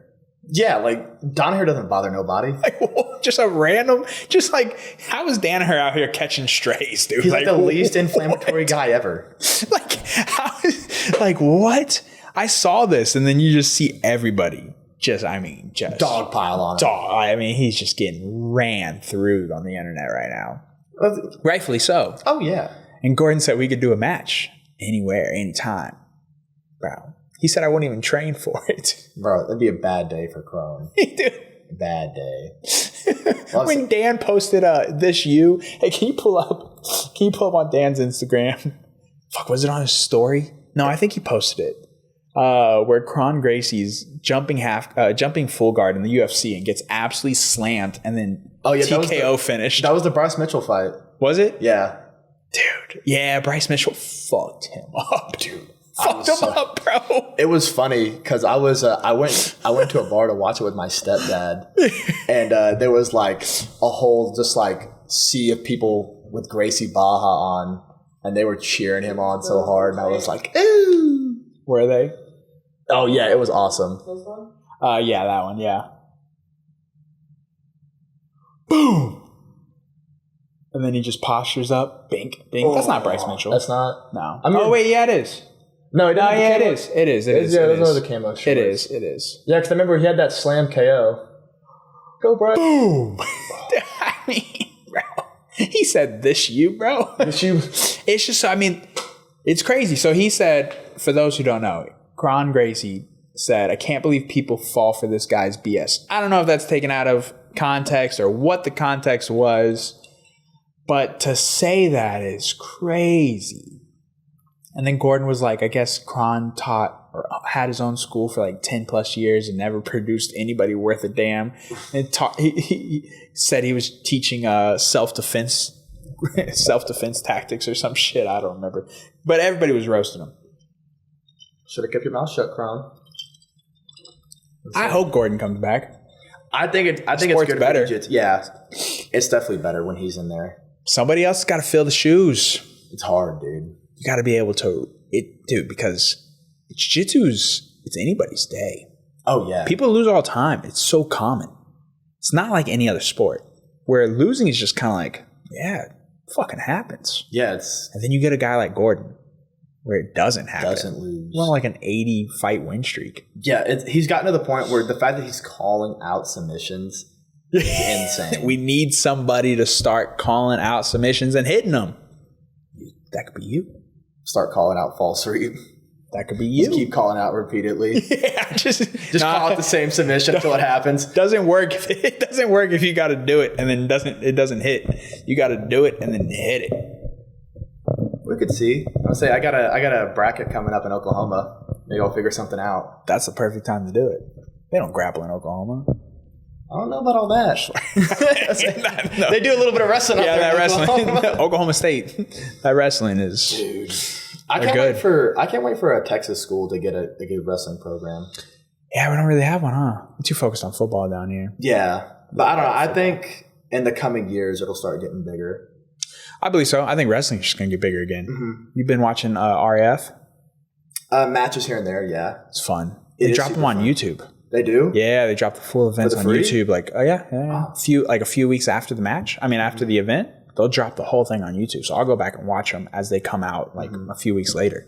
There's always something crazy going on at RAF. Dude, craziness. How about the Danis Kamzat one? Yeah, dude. Danis ripping a Like, what are we doing, dude? Dude, what are you... See that? And then that's a guy where what is this balance, right? You get Josh Hokig, where people are like, that's gold. Like, great character. And then you get these guys like Dylan Danis, where you're like, fucking can't stand this dude. He never shows up. Like, can't stand him. I don't even understand how you built a brand as big as you did. Like, yeah, you talk a lot of shit, you say outrageous shit, but you can't, it's never getting backed up.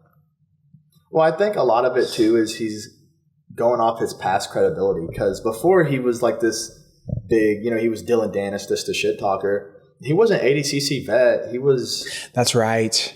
Yeah. I don't know if he got his black belt under Marcelo, but I know he trained under Marcelo Garcia for a long, long time. He was a legit grappler. Yeah. He wasn't setting the world on fire, but Dylan Danis back in his day, he was a bad motherfucker. I did watch him at ADCC, actually. He went against Gordon. Mm-hmm. Yeah, he did pretty well against Gordon and Craig, actually. Yeah, he did pretty well. That is right. That is true. I forget about that.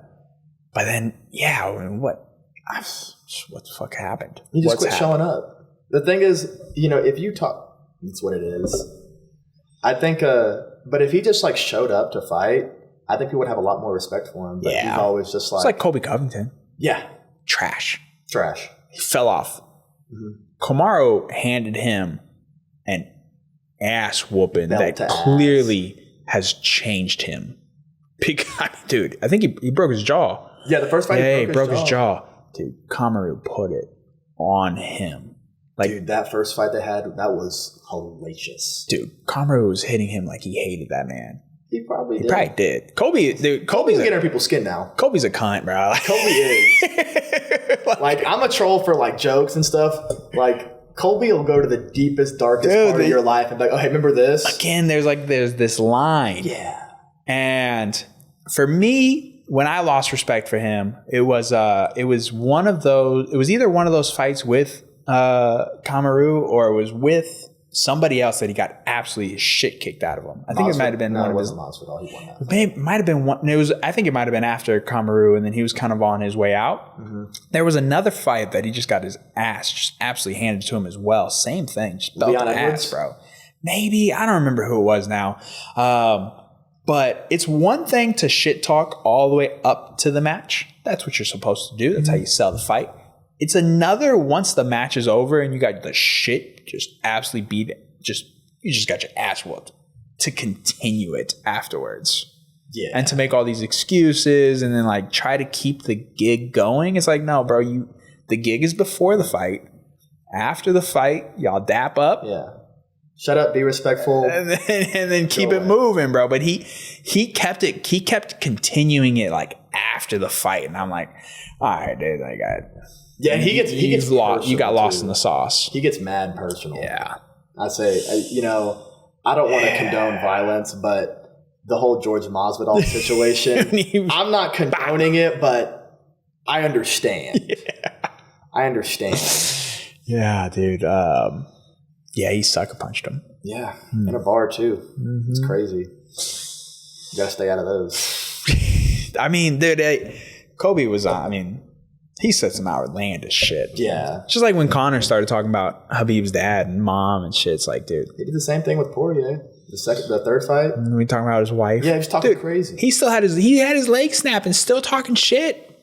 Connor's a different breed. Yeah. But again, it's another one of those things where it's like, dude, you're punching old men in a bar.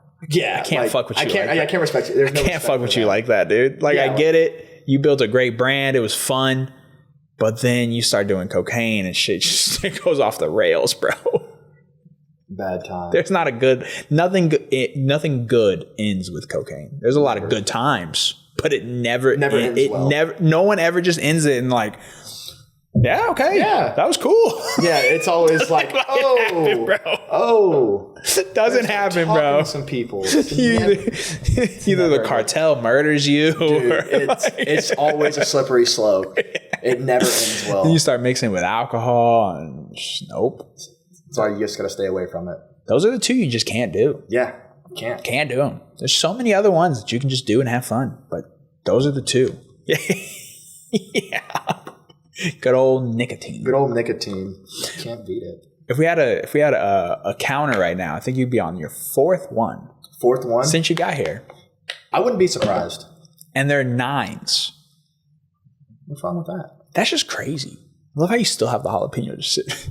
Bro, it's for decoration. I'm going to go put it on my tacos later. Yeah? What kind of tacos you make? Tacos?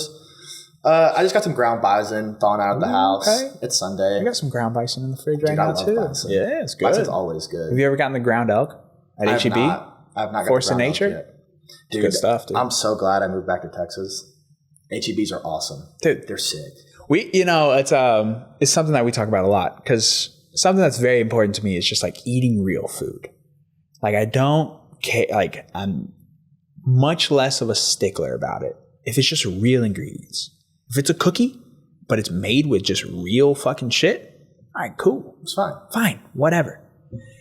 And one thing that HEB has definitely done an incredible job over the last year is they sell a lot of mom and pop, like real ingredient, like place, like food options. Like they sell some really awesome shit at HEB. Yeah, It's been so much easier to find just real food. HEB's for the people, man. They've always been like that. HEB's sick. Dude, it's sick. Yeah. I mean, they have to sell the goy slop. They have to. But they do a very good job of like their buyers, shout out to HEB buyers. Like they do a great job like actually finding real stuff. We get a real, like a laundry detergent that's just like 5 ingredients. Just like real, just real ingredients. What's it called? Molly Suds. Molly Suds? Mm-hmm. I'll have to go get some. Yeah, it's the scent comes from just lavender oil, just like lavender essential oil. It's just, I say that's great. it's just That sounds awesome. yeah, that right there.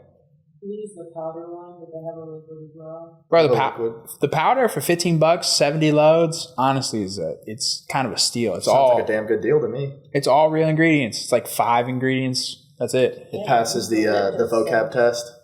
Yeah, It does. it does. That's what I always tell people. It's like, hey, if you're buying The something, vocab test. turn it around. If there's something you can't pronounce on there, you probably shouldn't buy it. They have a citrus grove. Ooh, citrus. Grove, Lotus peony. peony. Say that word one more time. What is it? Say it. No, you tell me. No. No. Welcome back. Peony. Peony. It's a type of flower. Oh, okay. That's Use cool. the lip there. I don't know if that probably wouldn't pass my Sport vocab fresh. test, honestly. I can't read Sports that. fresh. Sport They fresh. have dishwasher pods too. Oh, okay. Actually, we do need. That is like the last thing that we got to switch out is some dishwasher pads. Because we found like a soap company. She got this like stainless steel cleaner the other day. Mm-hmm. Same thing, like 5 ingredients long. So we're trying to switch everything out slowly but surely. Mostly, we're fucked, right? But for the kid, dude, Yeah. it's important for They me. have sports fresh active weight on. Yeah, just don't bring them into it. Yeah, dude, I want her to be like to take it for it to take as long as possible for her to experience goy slop. Yeah. To the point where when she finally does, she'd be like, "The fuck is want this? this My trash." stomach is in shambles." Yeah. That's the goal. And we're very, very particular with her. No, that's She that's eats the a way to lot. do it. She That's just eats perfect. eggs. She spoiled ass baby gets Wagyu steak all the time. It's fucking So nobody was worried about that back when we were kids. no, We were just eating whatever. dude. But it wasn't as bad as it was. Mm-hmm. And you got a hot pack back in the day, and it really was mostly real Yeah. ingredients. But then I don't know when it turned. Probably like early 2000s, Well, it just gets back to mid these 2000s, companies dude. wanting to cut costs. Well, because the companies are fucking public. Yeah. Those are the See, at the end of the day, they're just trying to make as much money as possible. They don't care about what they're feeding you. So you got 1, 2, 3, 4, 5, 6, 7, 8, 9, 10, 11, 12, 13 ingredients in this one. Which one is this one? dishwasher pods. I don't really know much about Like what is in dishwasher pods that are... Hey, I mean, they're good. This is a good option though. They sell them at H-E-B. The point is that H-E-B just does a really fucking good job. Even sometimes you can't even find the stuff you can at Whole Foods. Like you can get at H-E-B. Like some of the brands. Tortilla chips. Like things that are difficult to find real food. H-E-B has. Tortilla chips. Tallow potato chips. Costco also has a good brand like Tallow. Get a Costco membership. I eat like there's some good stuff that we get from there, dude. There. Yeah, Costco. They got some sweet potato fries. They do have ingredient improved sweet potato fries that come out of the freezer section. They're pretty bomb, honestly. Really? Yeah, they slap. Y'all are frozen food guys? I mean, we're pretty used to it just because we get like butcher box delivered. We get 2 boxes a month. Oh, sweet. And so all of our meat comes frozen anyway, so we're pretty used to like that process. But like like when it's potatoes, we just throw it in the air fryer frozen. Yeah. So that's usually what I do anytime I want to make fries or something. Then I'll just go get potatoes and I'll chop them up. Yeah, we make homemade fries all the time too. Dude, so good. Yeah. So much better. It is. They taste so much better, dude. Yeah, it's like, I don't know. That's like one thing that helped me lose a lot of weight once I got done playing. Yeah. Was I just stayed out of the frozen food section. Just eating real food. Yeah. The only vice that I have is like the little frozen hash browns. Dude, in the morning, the little frozen hash browns are so good. That's your dude. Well, dude, I just love breakfast in general. Oh, bro. I could eat 3 times a day. Easily. 3 times. Easily. I could eat eggs and a slice of sourdough, peanut butter and jelly 3 times a day and never complain. Never get tired of it. Never. It's awesome. It's incredible. Eggs are fucking superfood. So good. Superfood, dude. So good, bro. I'm so glad the whole like egg white phase for me was very short. Short and sweet. Very short, bro. I did one men's physique show and then I realized how much I hated all of that. And I was like, I'll never do that ever again. Never. I don't ever want to be a bodybuilder. Don't. It's terrible. It sounds terrible. It's terrible. It's like you work out crazy hard. The worst body dysmorphia you'll ever experience. Because you'll never be that shredded again. Ever. Unless you go through it again. And it's awful. I'd rather do fight camp than a bodybuilding camp. Yeah. It's terrible, bro. I'm supposed to oil myself up and get up there on stage. Seems a little weird to me. Dude, I had a crazy tan. Did you really? Crazy spray tan. Crazy spray tan, crazy bro. Spray tan.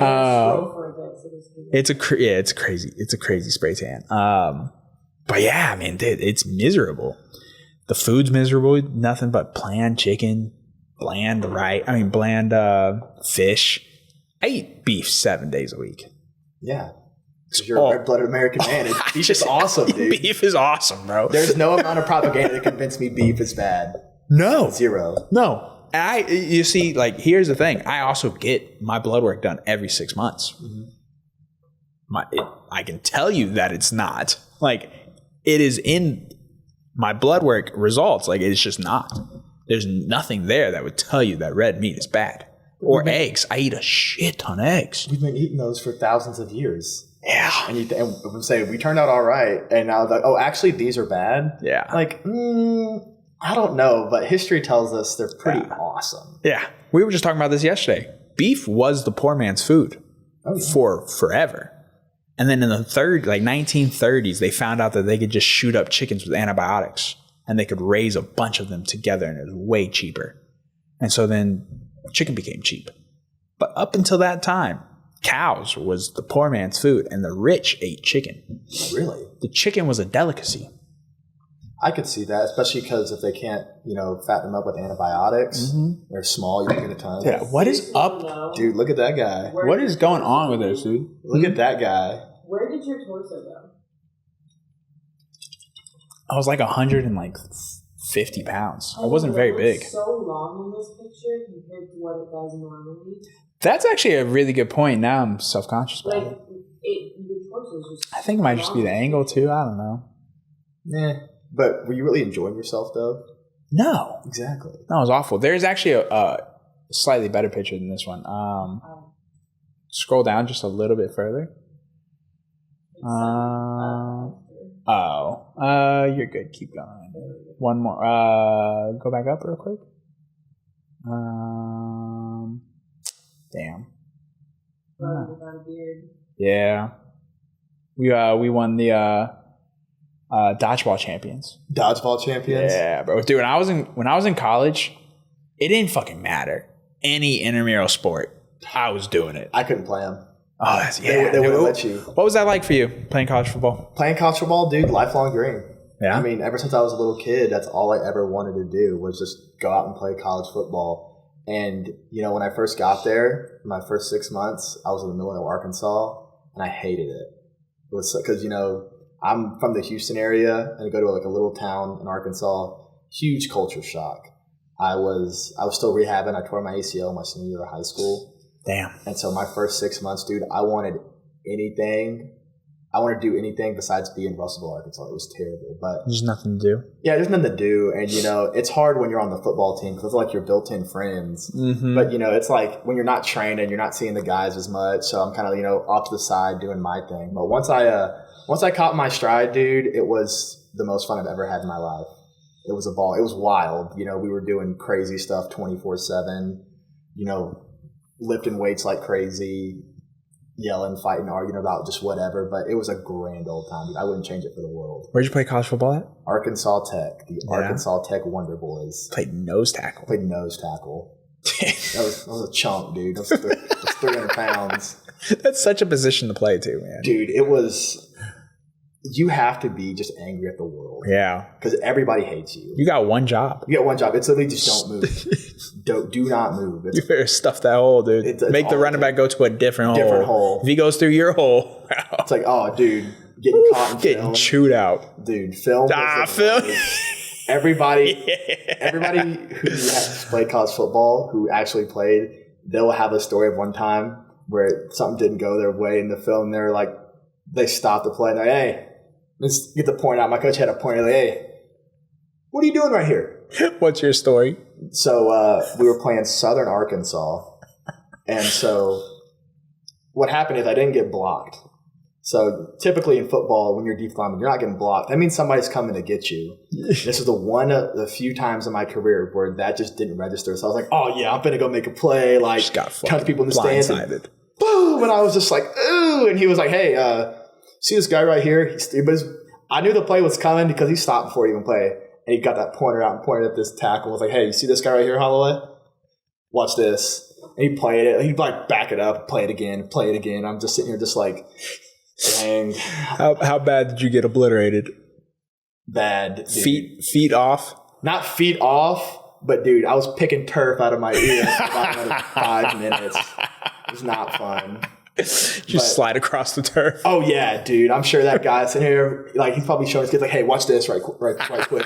It's me getting victimized, and I was like, "Oh man. No, Dude, it happens. It does. You get got. Sometimes you're Javion Clowney, Exactly. and then sometimes you're Kurt Warner. Exactly. They say sometimes. They say Marshall Allen said it best. Sometimes you get got. It's gonna happen to everybody. You play ball long enough, you're gonna get got. Oh yeah, bro. Dude, like I always say, like sports peaked in the middle of the middle of the 2000s. Oh yeah. Hines Ward, Brian Dawkins, freaking Antoine Bolden, freaking Ed Reed, Dude. Sean Taylor. It was awesome. Danian Tomlinson. Yeah, dude, it's not the same anymore because I don't even watch ball anymore. It's almost impossible to after doing combat sports. Yeah. It's almost impossible. You know, like I never thought about this, but I had a guy on the podcast, Josh Fotis, who's doing the sex trafficking organization, the counter sex trafficking. And he brought up something at the very end of the episode that I thought was just genius. And I never really realized this is why I don't really watch team sports anymore. But he talks about how he'll always have his kid do an individual sport first because you can't truly be a great teammate until you realize your potential as an individual. And then once you realize how much your individual contribution can do for yourself, then you'll realize what that can do for a team. And there's something about people who only have done team sports where it's so easy to make an excuse. Oh, well, if Tim would have just hit the field goal. Mm-hmm. If you would have just realized that guy was not going to blindside you. Mm-hmm. Like it's so easy to just put it on somebody else. You shouldn't, but there's an out. In combat sports or just like solo sports, it doesn't matter. Fucking take tennis, for example. It doesn't matter. There is no out. Yeah, it's just you. It's just you. That's my favorite thing about combat sports. And if you're going to be good, you can't make an excuse. You can't, because you'll just lose again. It's all on you. And it sucks because you're losing out there by yourself. When you lose with a team, it's, you're with your boys, you're with your team. It sucks. Yeah, but you got the rest of the team to lean on as well. Everybody's feeling the same. You can shoulder that blame on somebody else. But in combat sports, it doesn't matter what happens. You go look yourself in the mirror and be like, nope, you're the reason I lost. Yeah, that was my favorite part about it, because a nose tackle is an important piece. Yeah, but you're not playing safety. I got 10 other guys around me. You're not playing corner. And so there were a few games in like college and high school where we lost, and I'd be like, coach, like, what can I do to help us win? He'd be like, just keep doing what you're doing. And dude, that drives me nuts. Yeah. Because I have no problem losing as long as I know what to do to not lose again and fix it and get better. That's my favorite part about combat sports, is that it's all on me. Yeah, it's interesting because, as a nose tackle, you're not going to get 20 sacks a game. You're not going to get 18 tackles for loss in a game. You're not going to win the game by yourself. You might win. You might have a play at the end of the game that wins the game, but you're not going to win the game by yourself. Yeah, it's impossible. You're not playing corner. You're not playing safety. Even still, there's so many variables in sports. Yeah, it's endless. In a sport like football, when there's 22 guys on the field, that's 21 other variables that can shift the outcome of a play. Yeah. Yeah, and it only takes one person to do their job. It only takes one. It only takes one corner to bite on the out, when he's going up. Miss a tackle. There's so many different things that can go wrong. Yeah, dude, it's interesting. I think that's one of the reasons why it's really, really hard to watch team sports, because you hear these guys, and it's just like, whether they're bitching about something or complaining about somebody else or making an excuse, and it's just like, oh, okay, this is. Well, I think all team sports, it's a metaphor for fighting. How so? Fighting to me is the original sport. You could take boxing, wrestling. They were doing those back when we were writing pictures on a wall. Yeah. But football, baseball, basketball, all these are they're new games, and it's a competition. It's like, who's going to win? A fight is, hey, who's going to win this fight? And I think everybody is a combat sports fan. I got this one from Mexico. I think you'll like it. Everybody's a combat sports fan. Think so? I think so. I'll prove it to you right now. Okay. So let's say you walk out of a movie theater, right? Say there's kids playing baseball on one corner, kids playing basketball on another corner, kids playing football on one corner, and then there's two kids fighting on this corner. What corner are you going to look at first? Definitely the kids fighting. The kids fighting. Yeah. It's the oldest sport in the world. It's true. No, it makes sense. Again, no one's ever lost a basketball game. Or no one's ever lost a fight and said, I bet you, I'll beat you in basketball. You get laughed out of the joint. Doesn't happen. It does not happen. It's the ultimate decider. It is. That's why I say it's the original sport, man. That's it. You lost the fight. You lost the fight. That's it. LeBron James walked in here and I beat him up. He'd be like, I can beat you in basketball. I'm like, hey, guess what, bro? Don't care. Still beat you up. Neither of your knees work. You might not even beat me in basketball no more. Say, hey, LeBron, I'll play you in one-on-one, but we have to do a grappling match first. Knees upside down. LeBron beats you in a wheelchair. Oh, he might. He might, dude. A freak. I'm so glad that guy didn't get into combat sports. Bro, just wait. You think so? Once the money starts getting better, that's what happens naturally, right? Like, you're seeing NFL players slowly dabble in combat sports. Now, they're not doing very well, but it's only a matter of time. There's only, you get X amount of Greg Hardys. You're going to find one Greg Hardy that fucking really devotes himself to fighting. And that's a scary thing. A football level athlete. Yeah. Dude, just think about take one of these DNs. Take a Myles Garrett, for example, bro. JJ Watt. These freaks. The freaks of the freaks make Big Dan look small. Big. Dude, Myles Garrett is a terrifying human being. Whether he can fight or not, no smoke. Want none of it. And no matter what, it's going to be tough. Want none of it, bro. That'd be awful.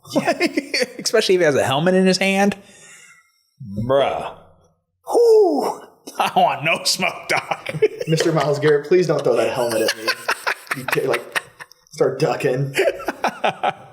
Yeah, dude. This shit was crazy, bro. It's still crazy to think about because, like, people think I'm athletic, but there's just that next few levels. There's always levels. There's always levels. Think about an Aaron Donald, dude, deciding that he's going to just wrestle. He's going to shoot you. He's going to shoot a blast double. What are you going to actually do? Nothing. There's literally nothing. Turn around, find a soft spot on the ground to land on. You better know how to break fall. Better. Because you're going. He's sending you. Regardless. Nothing you can do about it. He's Zero things. yeeting you, bro. Zero things. Like, once the money gets better, the talent and the athleticism also increases. I hope that happens soon. I mean, I think it already is, slowly. Slowly? I mean, look, dude, you watch these kids compete in ADCC, and it makes no sense. Like, how are y'all this I think good? that's the next step. Think about Ilya Topuria, right? He has zero flaws. I mean, not zero flaws, but he has very little weak points as a whole, right? If you go into the nitty gritty, I'm sure you can start to point out little bad habits that he has. But as a whole, what can he do? Yeah, he can box, he can kickbox, he can clinch, he can grapple, he can wrestle. Like, what can't he do? Mm-hmm. That's the next iteration of MMA. Yeah, these kids where guys don't have holes; polished. They have everything. Mm-hmm. They've been wrestling, they've been striking, they've been doing everything since they were a kid. Versus right now in the MMA, we're seeing it kind of getting phased out slowly. But right now, it's like I was a Taekwondo guy for 15 years, and then I've been grappling for the last 7. I'm just really good at fighting. Mm-hmm. Soon it's going to be 15 years of that, 15 years of this, 15 years of this, all of it. Yeah, it'll be like the kids who play football. It's like, yeah, I've been getting ready for this since I was knee high to a June bug. Yeah. Oh, it's going to be scary. I know. The next generation is going to be so much. It's going to be so much fun to watch, though. Oh, it's going to be so much fun. It's going to be crazy, bro. Get out the right time. You watch these 11-year-olds compete at ADCC, and you're like, what the fuck? They can wrestle. They can play guard. Yeah. Like, I remember because I showed up to the Dallas Open that was like 2 weeks ago. Dude, some of these little kids, they're like inverting the crab ride. Yeah. I'm just like, dude, what? Yeah. And they know it too because they walk around. And like, yeah, I got this. They know it too, bro. It's going to be a bunch of menaces, dude. I know. It's insane. Some of these kids are getting so good. Yeah. Yeah, maybe too soon. Yeah, maybe too soon. Like, hey, maybe too soon. Relax on these kids. Like, I want to enjoy this for a little bit longer. Well, that and just like, man, their egos, dude. They gotta. But then again, combat sports just kills it. It does. It kills the ego every time. Mm-hmm. They're the nicest guys. They're the nicest people. Yeah. Say, we don't have any real crazy people. At least I've never seen one in a combat sports gym. Not really. Yeah, they just big and puff their chest out. Doesn't happen. Not one that's been doing it for a while. Yeah, no. Might get somebody new, something like that. But it gets beat out of them pretty quickly. Oh, yeah. Yeah, dude. Because, look, it doesn't matter. Does not. Doesn't matter. If you're any normal-sized human being, I'd say 260 and below, you come into the gym, you're going to get fucking worked. Oh, yeah. Played with like a child. It hurts. I've seen it happen to people. Yeah. I remember in college when I got into it, dude, I was bringing some of my teammates and they were like, yeah, I'm not coming back. And I'm like, bro, what happened? Like, yeah, bro, that just was not fun for me. They can't handle it. They can't handle it. But then what do they do now? Nothing. Probably not. Walk around, puff their chest out, act like a tough guy. Probably not. You probably won't do very well later in life if you can't handle it. It happens. Because your ego takes over. I feel like the older people get without something like combat sports, their ego gets wild. Inflated. Wild as they get older. Mm-hmm. It's that, oh, well, you can only do that because you don't have any kids. And then they see the person with kids doing it. Oh, well, he can only do that because he makes money. And then they see the person with no money with a kid still doing it or whatever, right? It's like, but they'll just keep layering it on. Find excuse after excuse after excuse. They're just like assholes. Everybody's got one. Yeah, or still think they can fight. That's insane to me. I tell them, hey, like, guys, this is a skill. If it's like saying, like, if I've never played basketball before, how dumb would I sound? Like, oh yeah, I could definitely beat that guy in basketball who plays every single day. That's interesting. Nobody does that. Really? That doesn't happen. Not really. Nah. That doesn't really happen. Not like it does in combat sports. That's how crazy, I know. especially the male ego. That's how crazy it is. It only really happens in combat sports. Facts. Yeah. No man says like, oh, I'll beat LeBron James in basketball. It doesn't play basketball. That doesn't happen. Why does it happen with combat sports? That's crazy. That's how crazy the male ego is. It's an insane thing. I never thought about that really until just now. Yeah. Nobody does that. Well, because, dude, that's how I frame it to people. Because, I started training while I was playing, and people would be like, oh, yeah, but I could definitely beat some of those guys. I'm like, bro, no, you couldn't. And I'm talking like, hey, this is like them coming and say, hey, I could beat you at football. Like, they don't practice football. Like, well, yeah, that makes sense. And I'm like, well, they practice fighting all the time. You don't practice fighting at all. So when it makes sense, and a lot of people Yeah, but I bench 400. Yeah, literally, stuff like that. There's a few who are like, I could run a marathon. Yeah. I could run a marathon. I run a 4.540. I'll run through you. Yeah. Maybe. But you also won't know to stop your momentum, and I'm going to go with it and roll you over, and I'm going to land and mount. Yeah, well, because a lot of fights end up on the ground, whether you like it or not. Yeah, dude. I mean, like, most people can't box, first off. Mm-hmm. And so when they box or they throw a punch, naturally, I don't know what it is, but naturally, people just gravitate really close to each other. They stuff their punches or they overextend on their punch and they come very close to the person. They get grabbed every time. You're going to get grabbed. And as soon as that happens, it's over. That's why Muay Thai is the best. Muay Thai is king. I agree with that. Muay Thai is king. For self-defense. If you upper body wrestle a Muay Thai guy, it's over. You better take him down fast. That happened to me. Because he's going to knee you multiple times. We weren't striking, but you remember that Johnny Thai guy who came in a few months ago? He's a Brazilian cat. He's he's won a few kickboxing world titles. Okay. And he came in, and I didn't know anything about him, and so I clinched with him, and dude, he swept me, and I was like, oh, okay, this is how it's going to be. Yeah. I think Muay Thai is the best for self-defense, in my opinion. Well, 100%. 100%, because and obviously you should know what to do if it hits the ground. But Muay Thai guys, hard to sweep. We have good balance. We're used to people catching our kicks and trying to take us down and sweep us. One thing I'll do from Muay Thai on single legs is if you can start to put your knee towards the person's chest, if you can jump up and into it, usually you can stomp your foot down. It's a pretty common thing. If someone catches your kick and they go to, because it's very similar to a single leg where they start to pull your leg up high and they try to sweep your base leg. But if you can jump into them, I'm not really describing this very well, but you can jump into them and put a lot of weight into the leg that they have and usually stomp it through the ground. It kind of works in jiu-jitsu sometimes too. I'm sure. Because you can start to put a lot of weight in that front leg. But nonetheless, hard to sweep, good base. And dude, you're going to eat a few knees. Dude. And a few knees, so it only takes one of them. These middle joints right here. Nothing's worse than getting elbowed, bro. Nothing's worse, yeah. Nothing's worse than getting elbowed. Yeah. Elbows suck. Because the thing is, a punch can kind of graze you.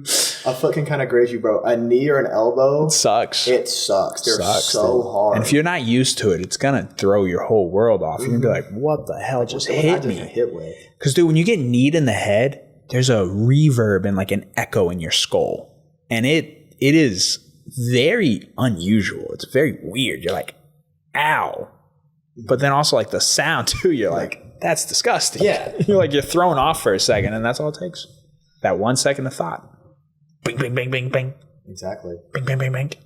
That's why, like I said, that's why I think it's the best for self-defense. It's great. I mean, jiu-jitsu is also fantastic.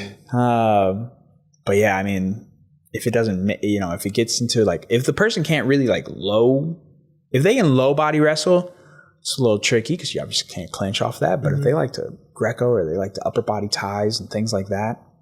Well, I think especially against an untrained person, they're just going to naturally gravitate more towards that upper body wrestling. And that's Muay Thai's wheelhouse. Bro, if you clinch with if you clinch untrained and you're clinching with someone who's trained Muay Thai, it's going to be a very bad day. It's going to be a very bad day. You're going to get hit multiple times and then swept on your ass, dude. I cannot imagine. All my ribs are hurt. Oh, dang. Now he threw me on the concrete. Yeah, and now my feet are above my head. Why? It's never a good time. Feet above the head. No. I don't know. Sometimes it's a good time. God damn. Fucking J-Rod did that to me. Did he really? Yeah. I bet he's a wild roll. Dude, Nikki, so much nicer. Really? Jay, wild. he respectfully beat the fuck out of me. I was like 7 months in maybe. And I rolled with him, and I found out very quickly that he's also a brown belt in judo. I didn't know that at the time. Or this might be alleged. I don't know. Apparently, I think. I could be mistaken, but allegedly he has a pretty good judo background. Mm-hmm. Yeah, I remember he swept me, and I remember just seeing the ceiling, but being upside down. And I was like, that's not good. This is not right. I don't think, why are my feet higher than my head right now? Yeah.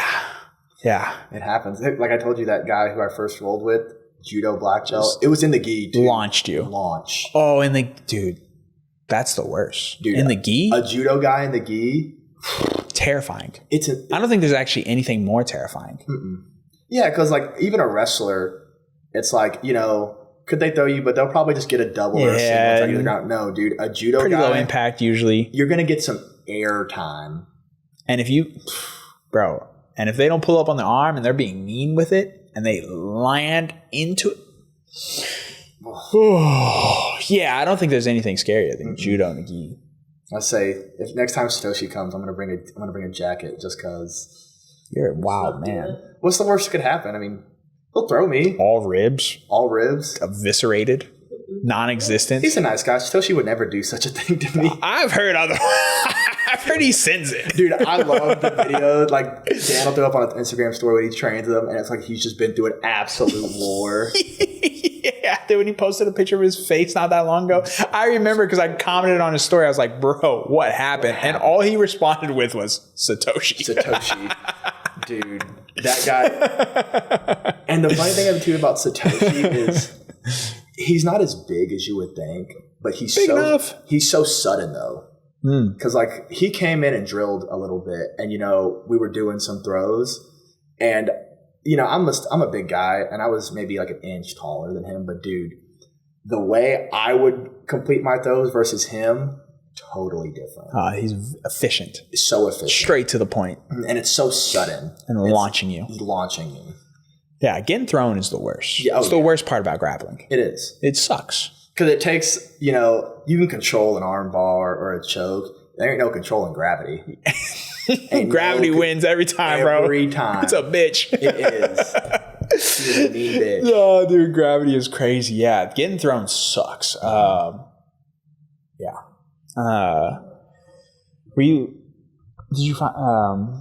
J-Rod did show me something that day that I still use to this day. He rear naked choked me like 6 or 7 times in the round. And I was like, bro, what can I do? And he showed me that. He was like, just when someone's reaching their hand across, just go fatty. Get in the webbing of fatty to fatty, bro. Can't do anything about it. Unstoppable. They can't do anything about it. It's so strong. I don't know what the physics or the anatomy behind it is, but it is goated. He taught me that like 6 months in, and I still use it to this day. I remember when I did that after you showed it to me on Brian. Yeah. Brian got so mad because he's like, "There's Jordy, dude. It's funny how simple grappling can be sometimes. Right? Just little things like that. It's like, hey, bro, just do this. It's just like on an underhook, just flaring the elbow. Yeah. Just little things. Little mechanical things. This right here. Yeah. It's all it takes.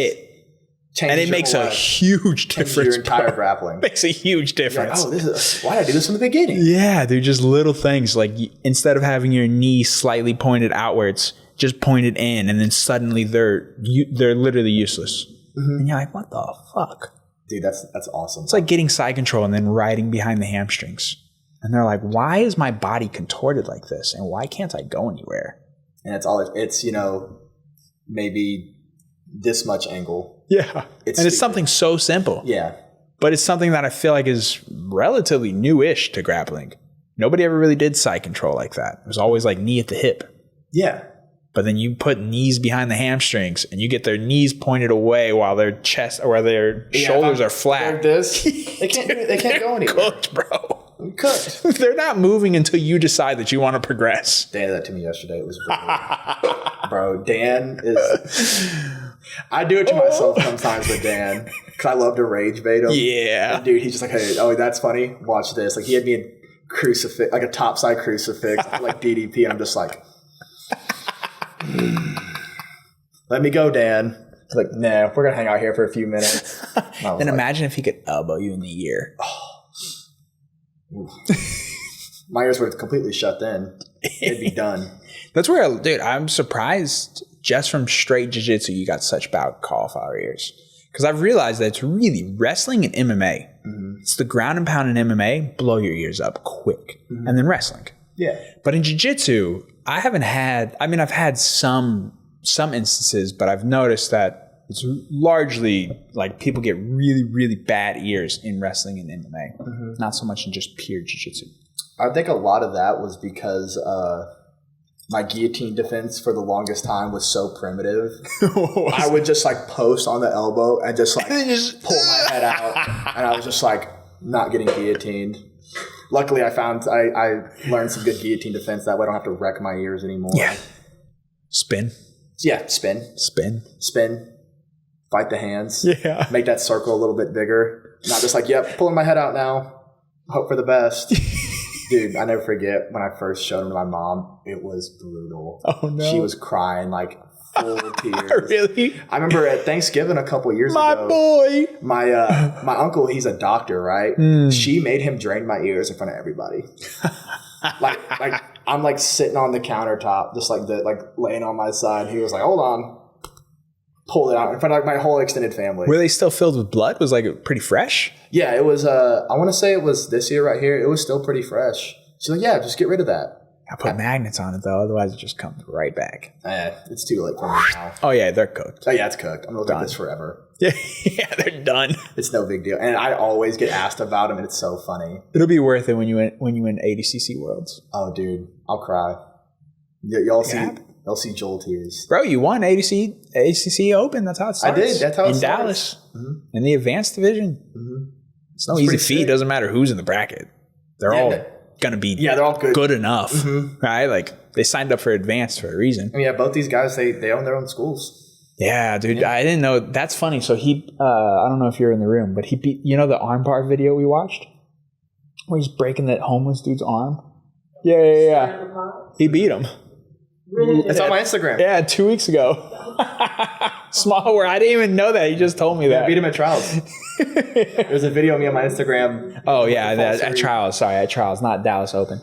But yeah, he just told me about that. I didn't know that. Yeah, it was funny. Small world. Cool guy. Yeah. He was super cool after the match. I was glad. His coach was... Yeah, you're just glad he didn't get an arm bar. Yeah, I was like, oh. I mean, that's what Dan was telling me about. And I was like, hey, maybe don't tell me about right before I'm about to go compete against this guy.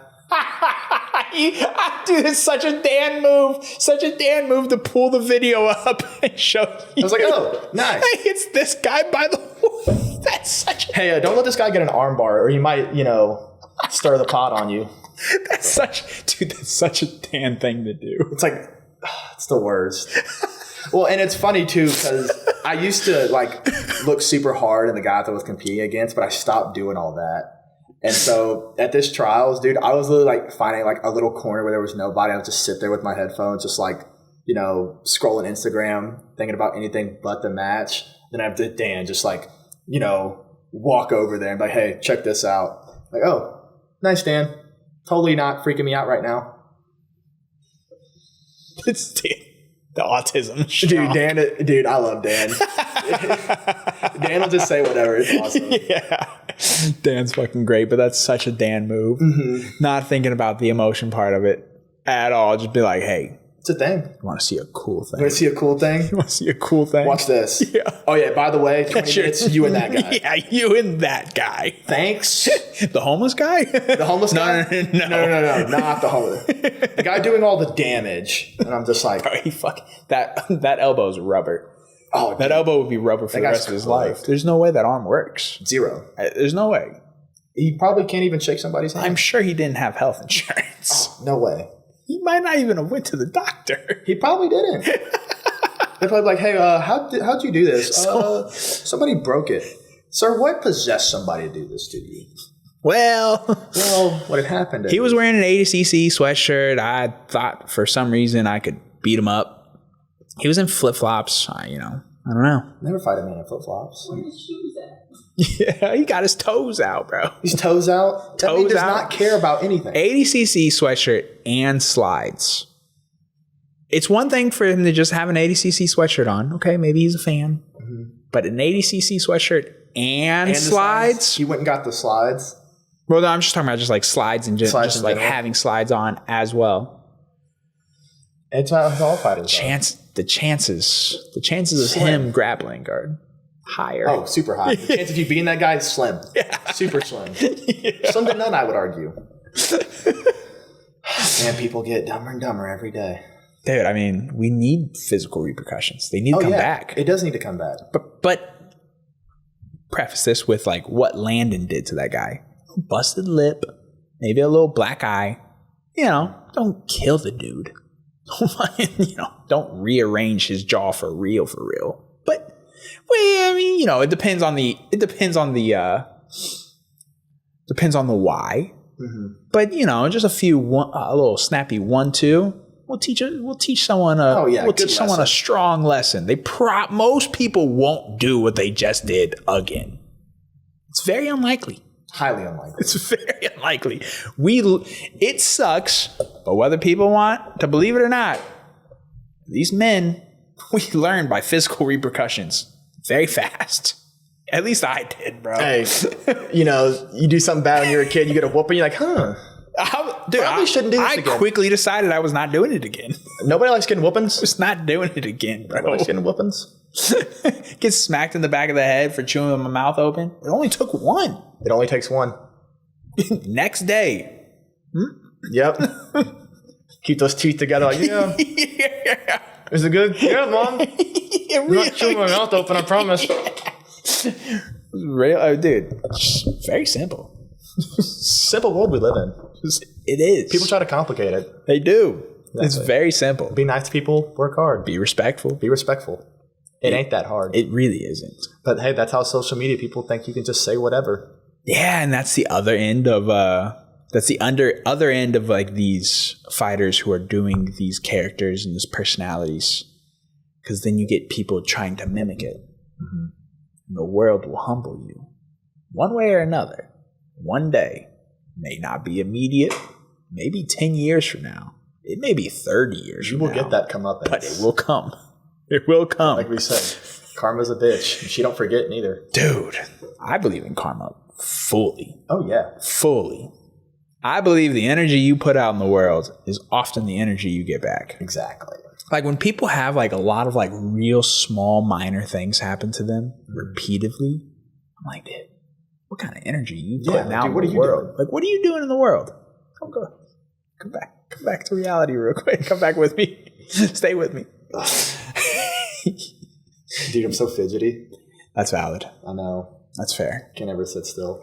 That's fair. I mean, you've been doing good. Mm-hmm. I mean, we're still a 4 on the velo counter, but I bet the like get up and readjust counter for me is probably at like 30. Dude, getting close. Yeah, we can wrap it up soon. I'm cool with it. Yeah, you about done? Yeah. Wrap it up. Yeah, man. Cool. 2 hours and 20 minutes. What is it? 2 hours 20 minutes. Damn, that flew by. Damn, that was a while. 2 hours 20 minutes. Shit. That flew by. Shit, it was a good time. Time flies when you're having fun. We talked about fucking nothing. We did. Just bullshitting. We just bullshitted. Hey. That was fun. Yeah. That was a lot of fun, Joel. I appreciate you. Oh, man. My guy. Thank you. Tell everybody where they can find you. Shout yourself out. My Instagram, Joel the Grappler. It's probably the only place you'll find me. You can go catch up on my famed Instagram story. Yes, follow me. I'll follow you back. Shoot me a message. I'm all for having a good time. Hell yeah. Dude, get on your content game. Build the content. Build the brand. Get into that point. You can now grapple your ass off. But you got to get paid. Wouldn't hate it. Put some time into it. Sit down. Come up with some shit. Just anything. Honestly, right now, I've noticed my buddy just hit 1 million views this month. Literally right now, the algorithm is literally just posting a like boomerang like video with words on the screen. Really? That's it. The trick? That's it. That's where we're at right now. I feel like you can do that. I could definitely do that. I feel like you can definitely do that. Just I'll get on it. Use yourself in the background, a little blurry, rolling around with some captions. That's it. I'll have one done next week. Make some shit, dude. You can do this. It was cool watching your trials, man. I had a great I know it time. didn't end the way that you wanted to, right? But top 16 is fucking sick. It's a great start. And if anybody's to lose to, Abe is no shame in losing to Abe. it's not the worst person to lose shame in losing to. Dude's a brick shit house.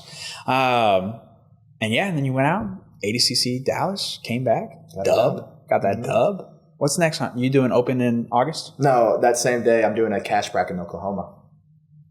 So that's next up for you. That's next up, and then it'll probably be Nashville ADCC Open. Gonna hit all those rest of the year. Yep. It'll be back in Austin in November. Where's the cash bracket in Oklahoma? Broken Bow. Is it going to be like on a pay-per-view or It might be. is it on Flow? No, it might be on YouTube, but I can get that out. Yeah, because I sent them a picture of me. They're gonna post it soon, so I'll probably get that out. Start pushing that. Has it been announced yet? Like officially? Yeah. Do you know who's in the bracket? Not everybody. They're still rolling some of that stuff out, Hell yeah. but it'll be all right. They all got to get got. And somebody's got to get got. So you got a month. Yep. Fuck yeah, dude. Let's do it. Cool, Joel. I appreciate you saving the week. Appreciate you stepping in on a very short notice. Fighters fight. Yes, That's sir. my guy. All right, dude. I appreciate it very much. Thank you very much. And y'all, we'll see you next week. Deuces. Yep.